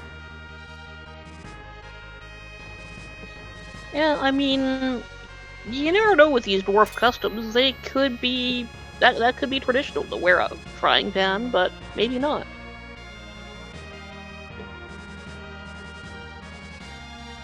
Meantime, PixelTamer raising that big whale, heading up to the moon. Wouldn't be surprised to see them head straight down. Going to make a quick stop at the Hummingway shop to see what's here.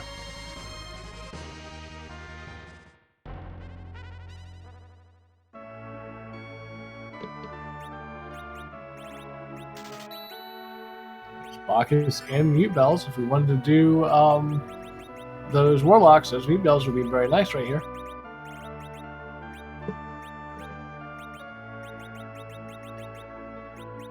Oh, just getting those hourglasses ready.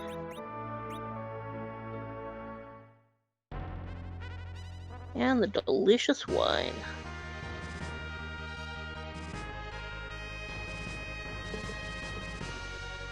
Meantime, Groundflier taking on Mylon Z first.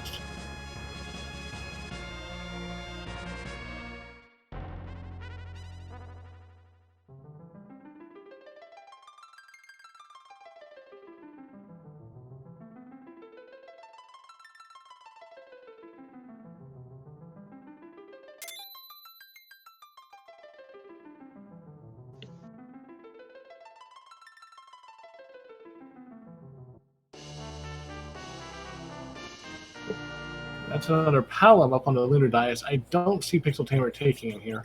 No. Though he could surprise me. Aha!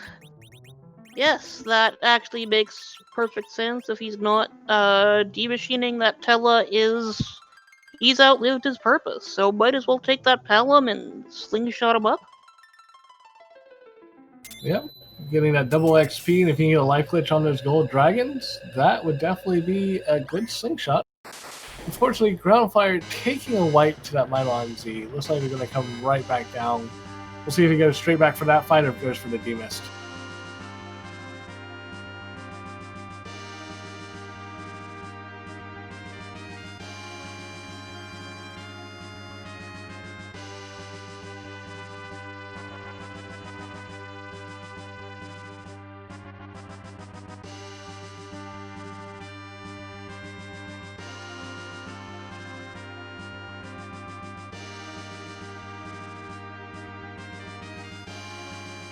It looks like we're just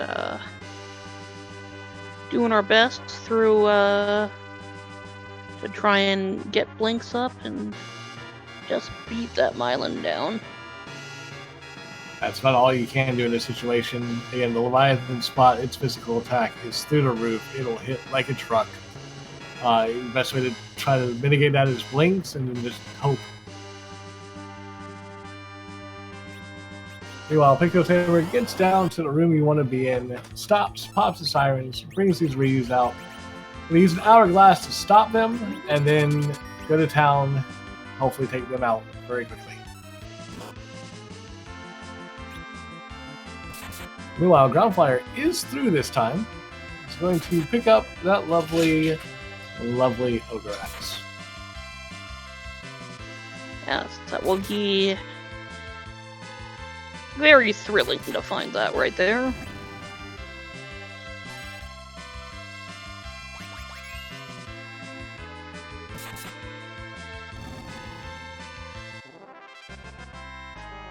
Thankfully, Ground is moving right next door. Going to immediately go take on that demist, which we know is pretty much all he needs at this point.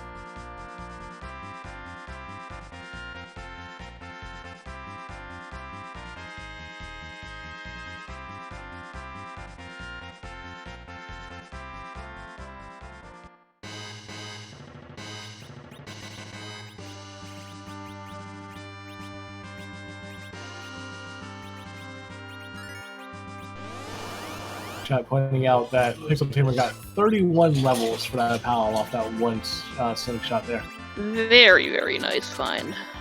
Getting that Palom right there, that's fantastic.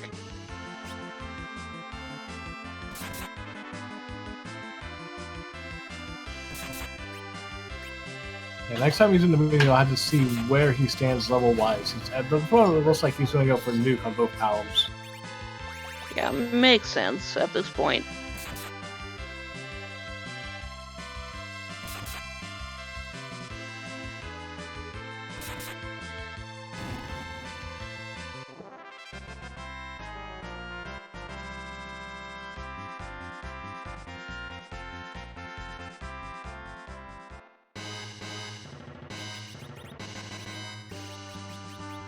So looks like he needs 5 more levels, 5 and 7 levels respectively for his Paloms to get nuked. Should be pretty easy to get that. Okay, still got 5-star veils. You should be able to get about 2 levels of pop from these King Ryus as long as you get the life glitch off. Should be able to get there, no problem.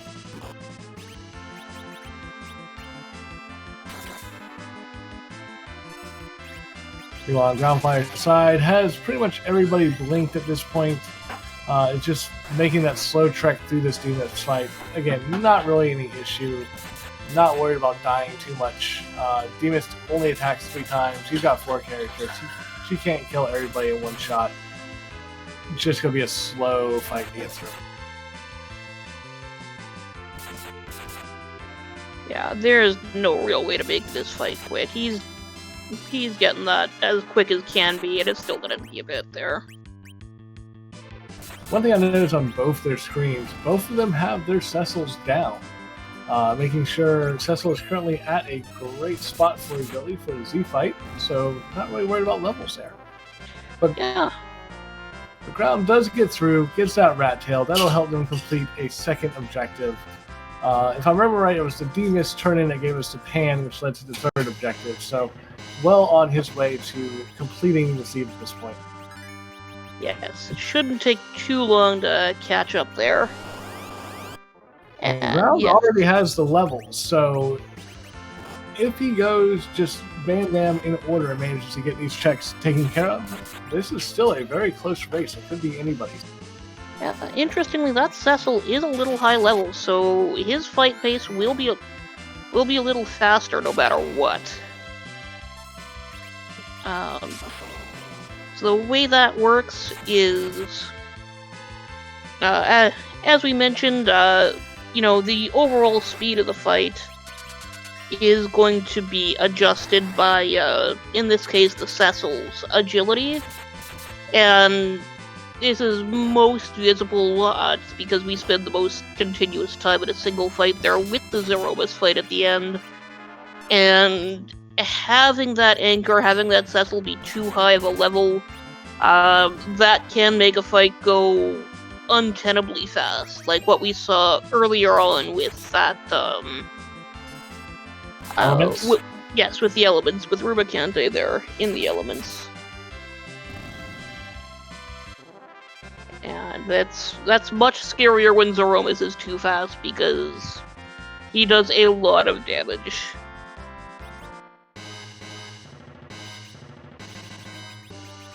Yes, but Groundflier does still have the Dwarf Axe as well, which can actually help mitigate some of that extra agility that Cecil has. Might be able to put him just at that right number 28 number that we want.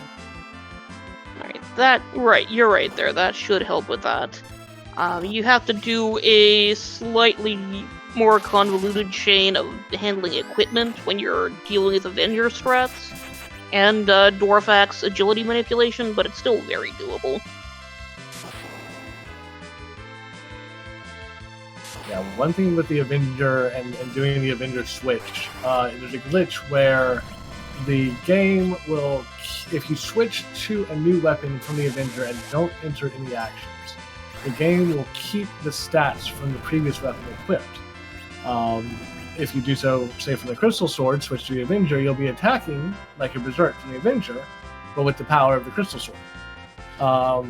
If you use a Dwarf Axe to help lower your agility before you do this, however, you've got to switch to the Crystal Sword, take at least one action, and then when you come back, then you can switch to the Avenger and you'll be set to go. And oh dear, Groundflier is popping the big whale. Prior to dealing with that pen, which that could be catastrophic for him. The ground hasn't turned into D-Miss yet. I'm wondering if he was heading over to the city of the to go shopping. No, looks like just raising the rail real fast. Yeah, it looks like it was just on the way, so he went and dealt with that. But Pixel looks like they are done with their grind. He is heading down the lunar subterranean, and it's about this point in a run that we have a question we need to ask. Yes, we do, and this is, of course, a question that has been answered by you, the viewers of this wonderful marathon.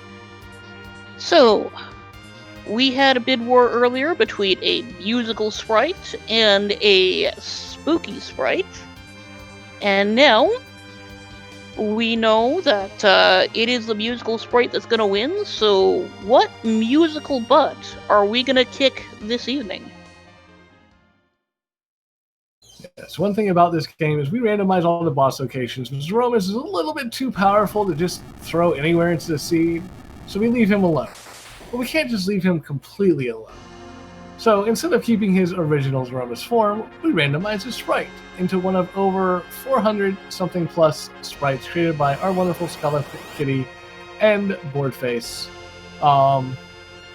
And as Scarlet Kitty pointing out, the sprite that we're about to see was in the game earlier in this marathon. So we shall see whose butt we end up kicking.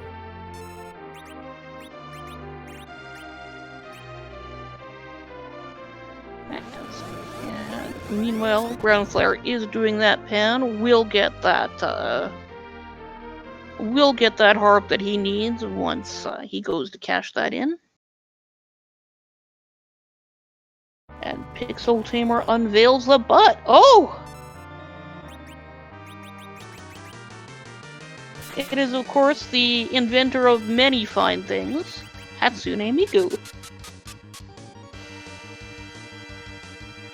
Scala, you have outdone yourself once again.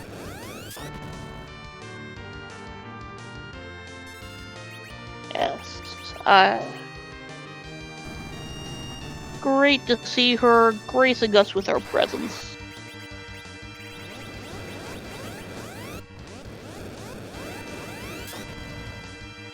You know, taking some time off her work, her hard job, designing video games, writing novels, all of that.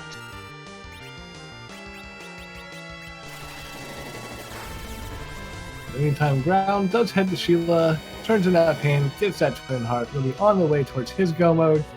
He has the levels, so just going to be giving us a reprise of music here in a second. Only question is it going to be enough, or has PixelTamer got the strength to get through this fight?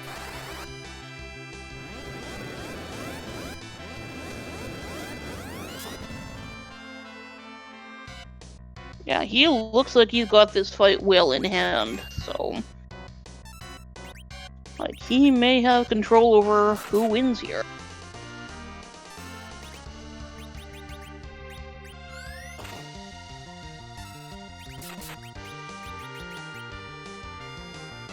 That Crystal Sword Cecil, even with the level limitations from having cut him off so his agility didn't get too high, he is doing a lot of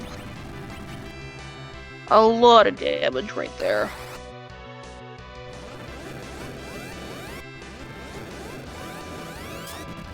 Yeah, those reflective nukes coming hot and heavy, doing quad 9s from that one palom is just a ton of damage.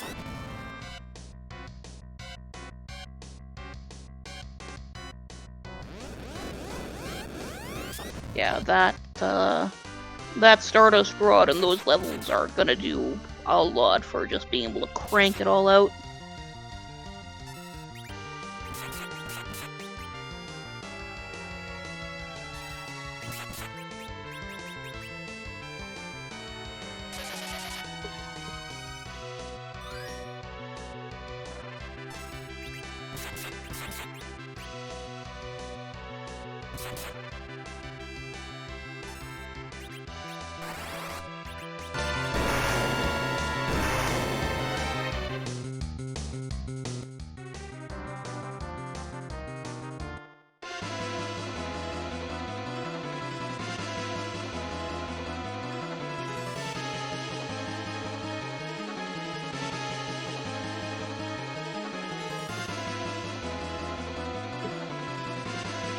So in the meantime, we've got groundflier going back into music. Right as PixelTamer hits time, defeats Zeromus. We'll be quiet, and then we'll give you PixelTamer's final official time.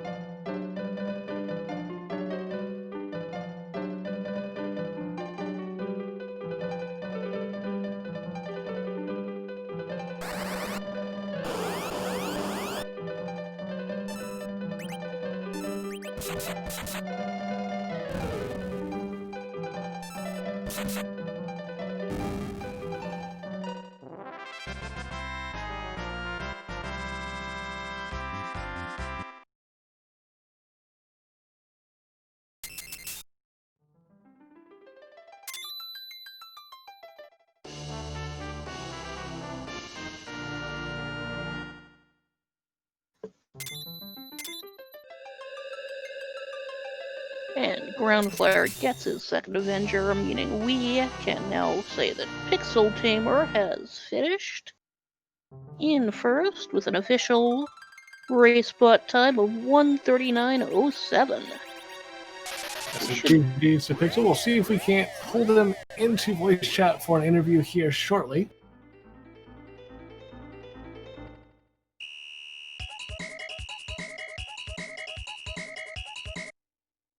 In the meantime, Groundflier said getting that crystal has the levels. Wouldn't be surprised to see him go immediately over to the whale and start heading down to Zorobus himself.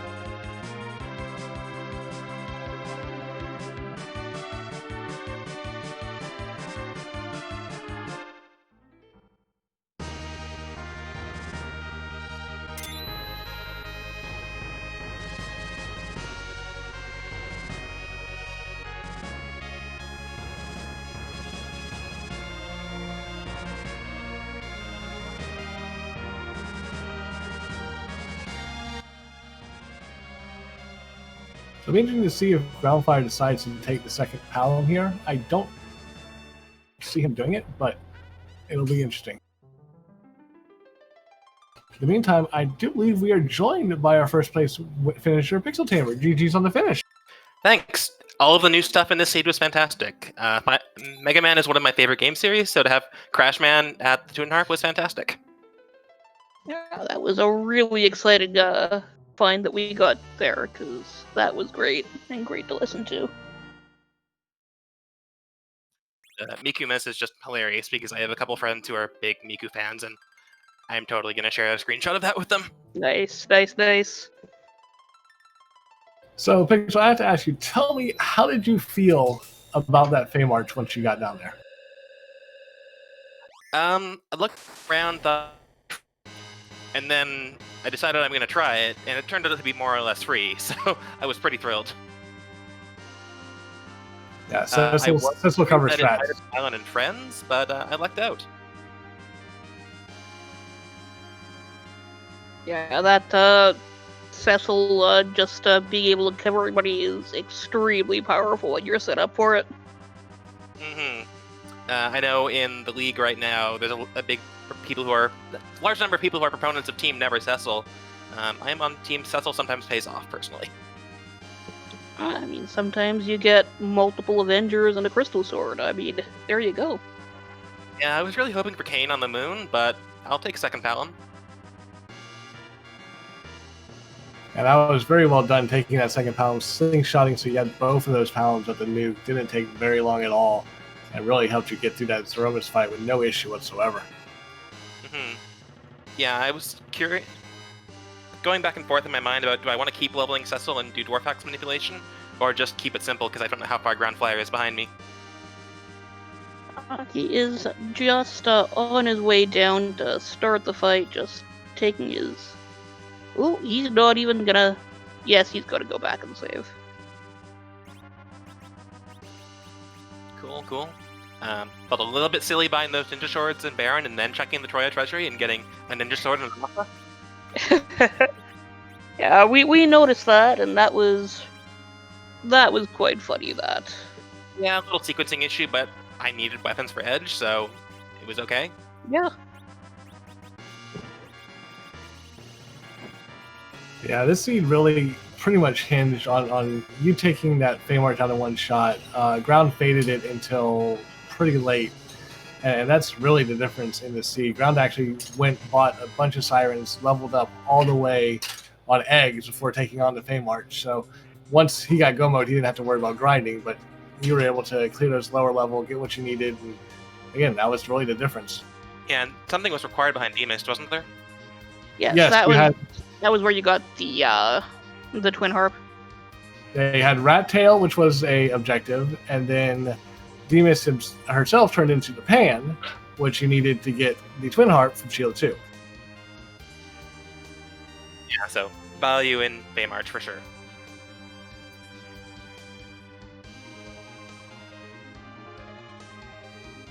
So is there anything else you want to tell us about the seed? Any final thoughts you had? Let's see.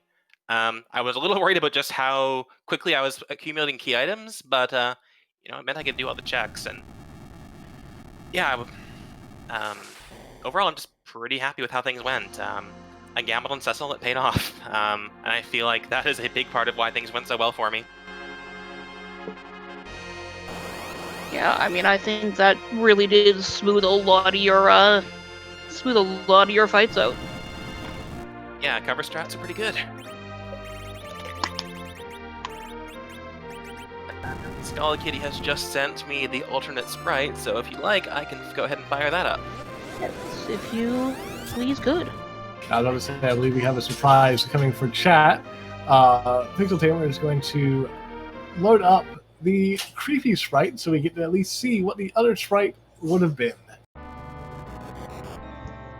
In the meantime, groundflier throwing the crystal and getting into their drone sprite.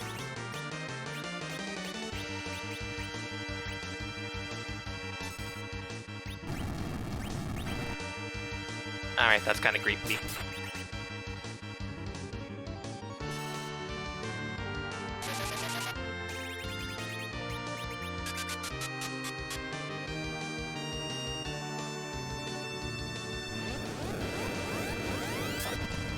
Looks like we should see it right away.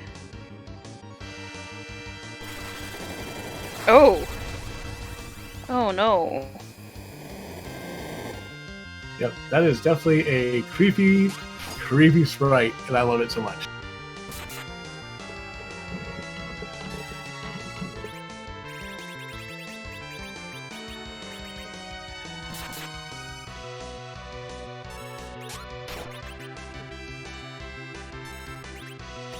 Also, don't worry about level 99 Cecil knowing nuke, it's fine. Yeah, who knew Dark Knights were this powerful? Only in debug mode, I guess.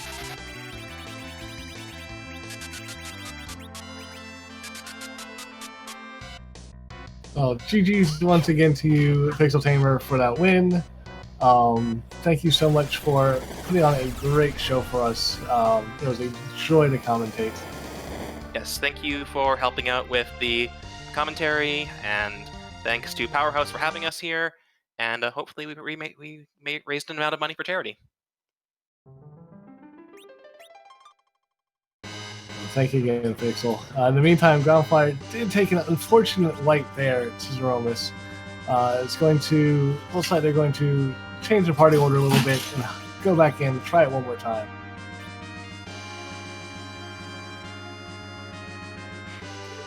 It's okay if I come in just for a moment here? Yes, go right ahead. Alright, so congratulations PixelTamer. I believe they left the chat already, but on their win there. But we got a donation from Ballas for $20 saying have to donate for free enterprise. Thank you for your $20 donation. I do have to say we have been getting a lot of donations for this free enterprise run. I thank you guys for submitting this one. Well, that is fantastic to hear. Thank you for letting us put it on and putting on a great showcase for the viewers here. We'd love absolutely putting just a wonderful show on it whenever we can. So.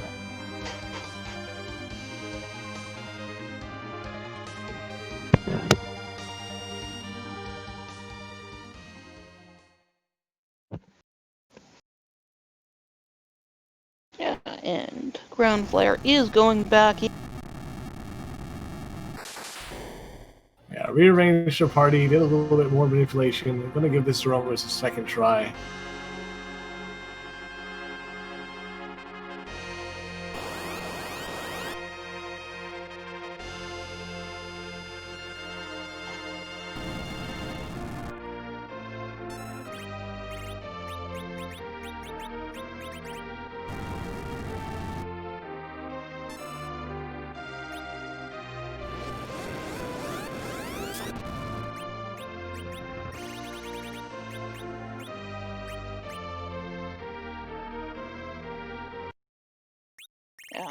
Swapping on to that Avenger.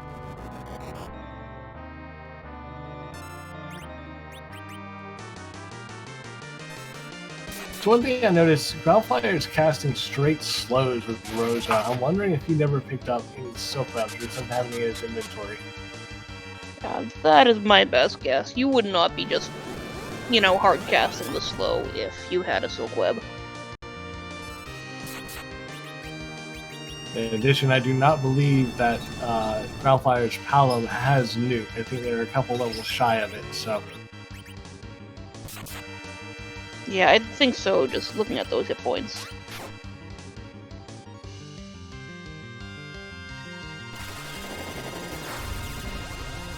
Groundflyer mostly relying on the damage coming from that Berserk Cecil with the Crystal Sword, the Edge, and the Spoonward. Fortunately, the Edward does live, but the Edge drops. And only Cecil gets any hit points back.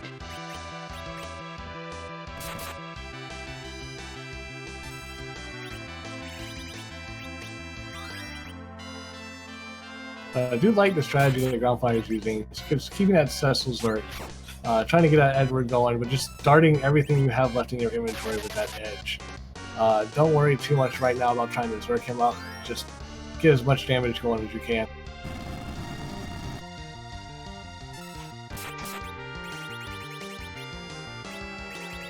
Yeah, like this is a fight where you have to stay on top. And if you let Zeromus get ahead of you, it's over. But as long as you're on top of things, then everything should be under control. Yeah, gets that Cure 3 potion off onto Edge. Should enable him to survive this next big bang.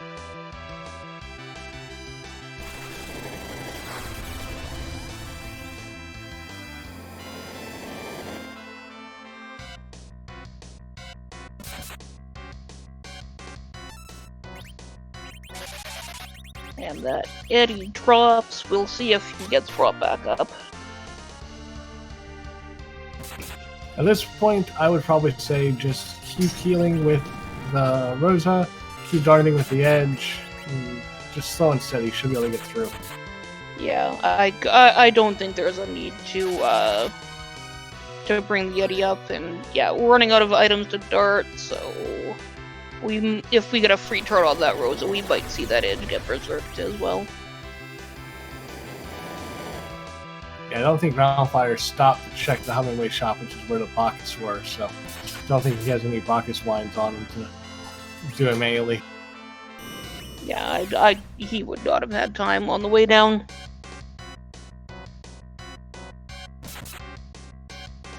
So knowing this Roman script, getting this Cure 4 off should have time in the next rotation to cast his Zerk on that Edge before another Big Bang comes out, so wouldn't be surprised to see that's what's happening here.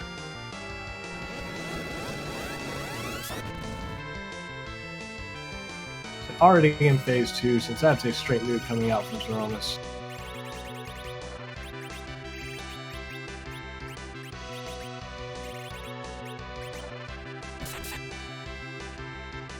Ooh, Edge darting his own swords. I like the play, keeping it where you don't have to worry too much about making sure Edge is healed up. If he dies again, it's not that big a deal. You just throw everything you can. Yeah, I mean, we get those, we get Zeromus down enough, and Cecil will be able to carry. There's rocks on Groundfire's side, so this fight is pretty much over. Rose is the only one hit by the rocks.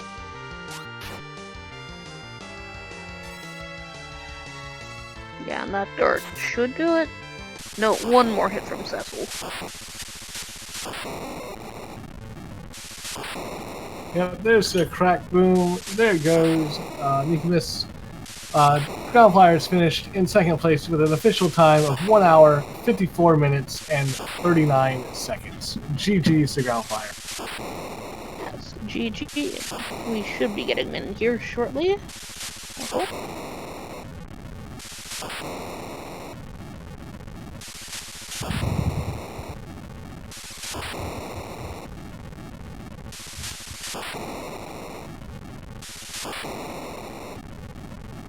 I believe we are now joined by Groundflyer. GG's.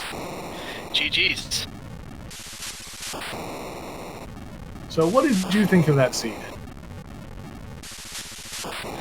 Well, I'm conflicted. Like, at first, I thought it was pretty good. Like, it was definitely difficult. Like, I had to go through and bust up some pretty tough stuff to get under hook. And then everything else, I mean, seemed generally okay. Like, obviously, most of Go Mode ended up being behind that Mist Dragon, which was really tough because I faded it and then did everything else on Earth pretty much. But otherwise, like, it seemed like, you know, a pretty sort of tough, like, you had to kind of go through and do a lot of stuff. Like, you know, I didn't feel like I just could do 3 things and all of a sudden be in Go Mode and be good to go. Yeah, this one kind of went from, oh my gosh, I'm trying to find everything, to you do that one demist and everything just kind of falls into your lap. Yeah, exactly. I'm curious, did PixelTamer do music? Or was that, I'm guessing he did. Yes, you both did music. Okay, cool. That was, by the way, awesome to hear that music for the first time. I love Mega Man, so that was pretty rad. I am glad that, yeah, you and everybody seemed to love it, and it was indeed a fantastic choice of song there. Yeah, for sure. I feel bad that I wiped at the end there, because that was a little sloppy. I kind of just jumped in there. My agility was a little not great. The anchoring wasn't perfect. I think Cecil was, he was like maybe 30 agility, which it's a little gross. So and I didn't have a silk web, so that made it a lot tougher. So I kind of banged off of it at the end there. Now, I wanted to ask you originally turned down the first Cecil that you found, and you went back to Hobbs and picked him up later. What necessitated that decision? I got an X-Cal.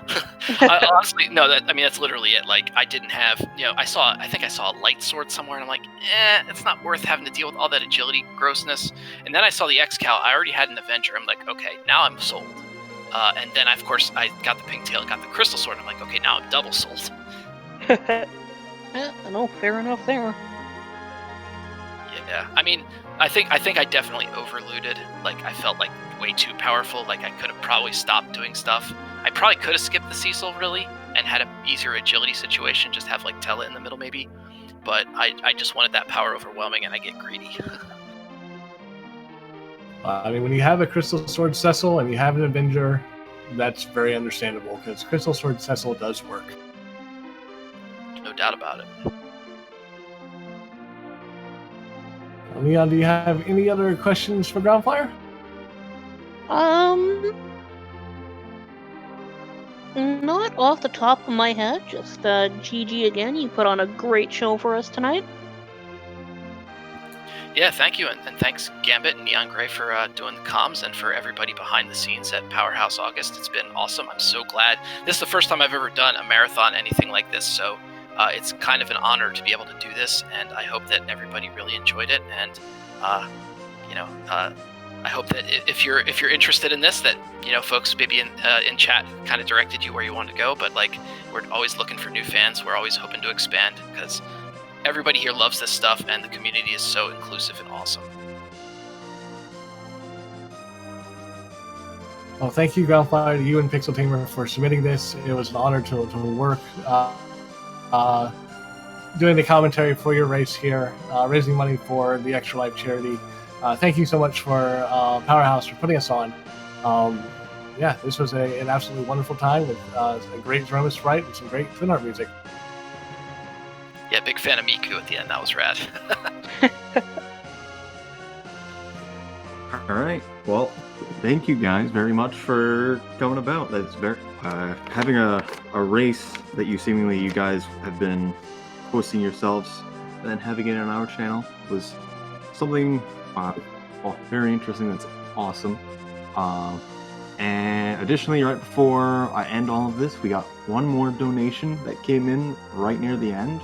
That being from Bolgroth, $25, saying a little something extra for the Spoonword swag on Z. Is that alright? Yeah, that was great seeing that there. Yes. So Yeah.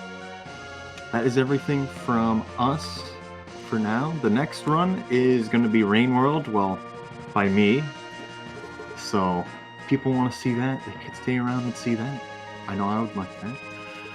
But also, yes, thank you guys once again for the commentary and the race. And yeah, we'll be taking a short break.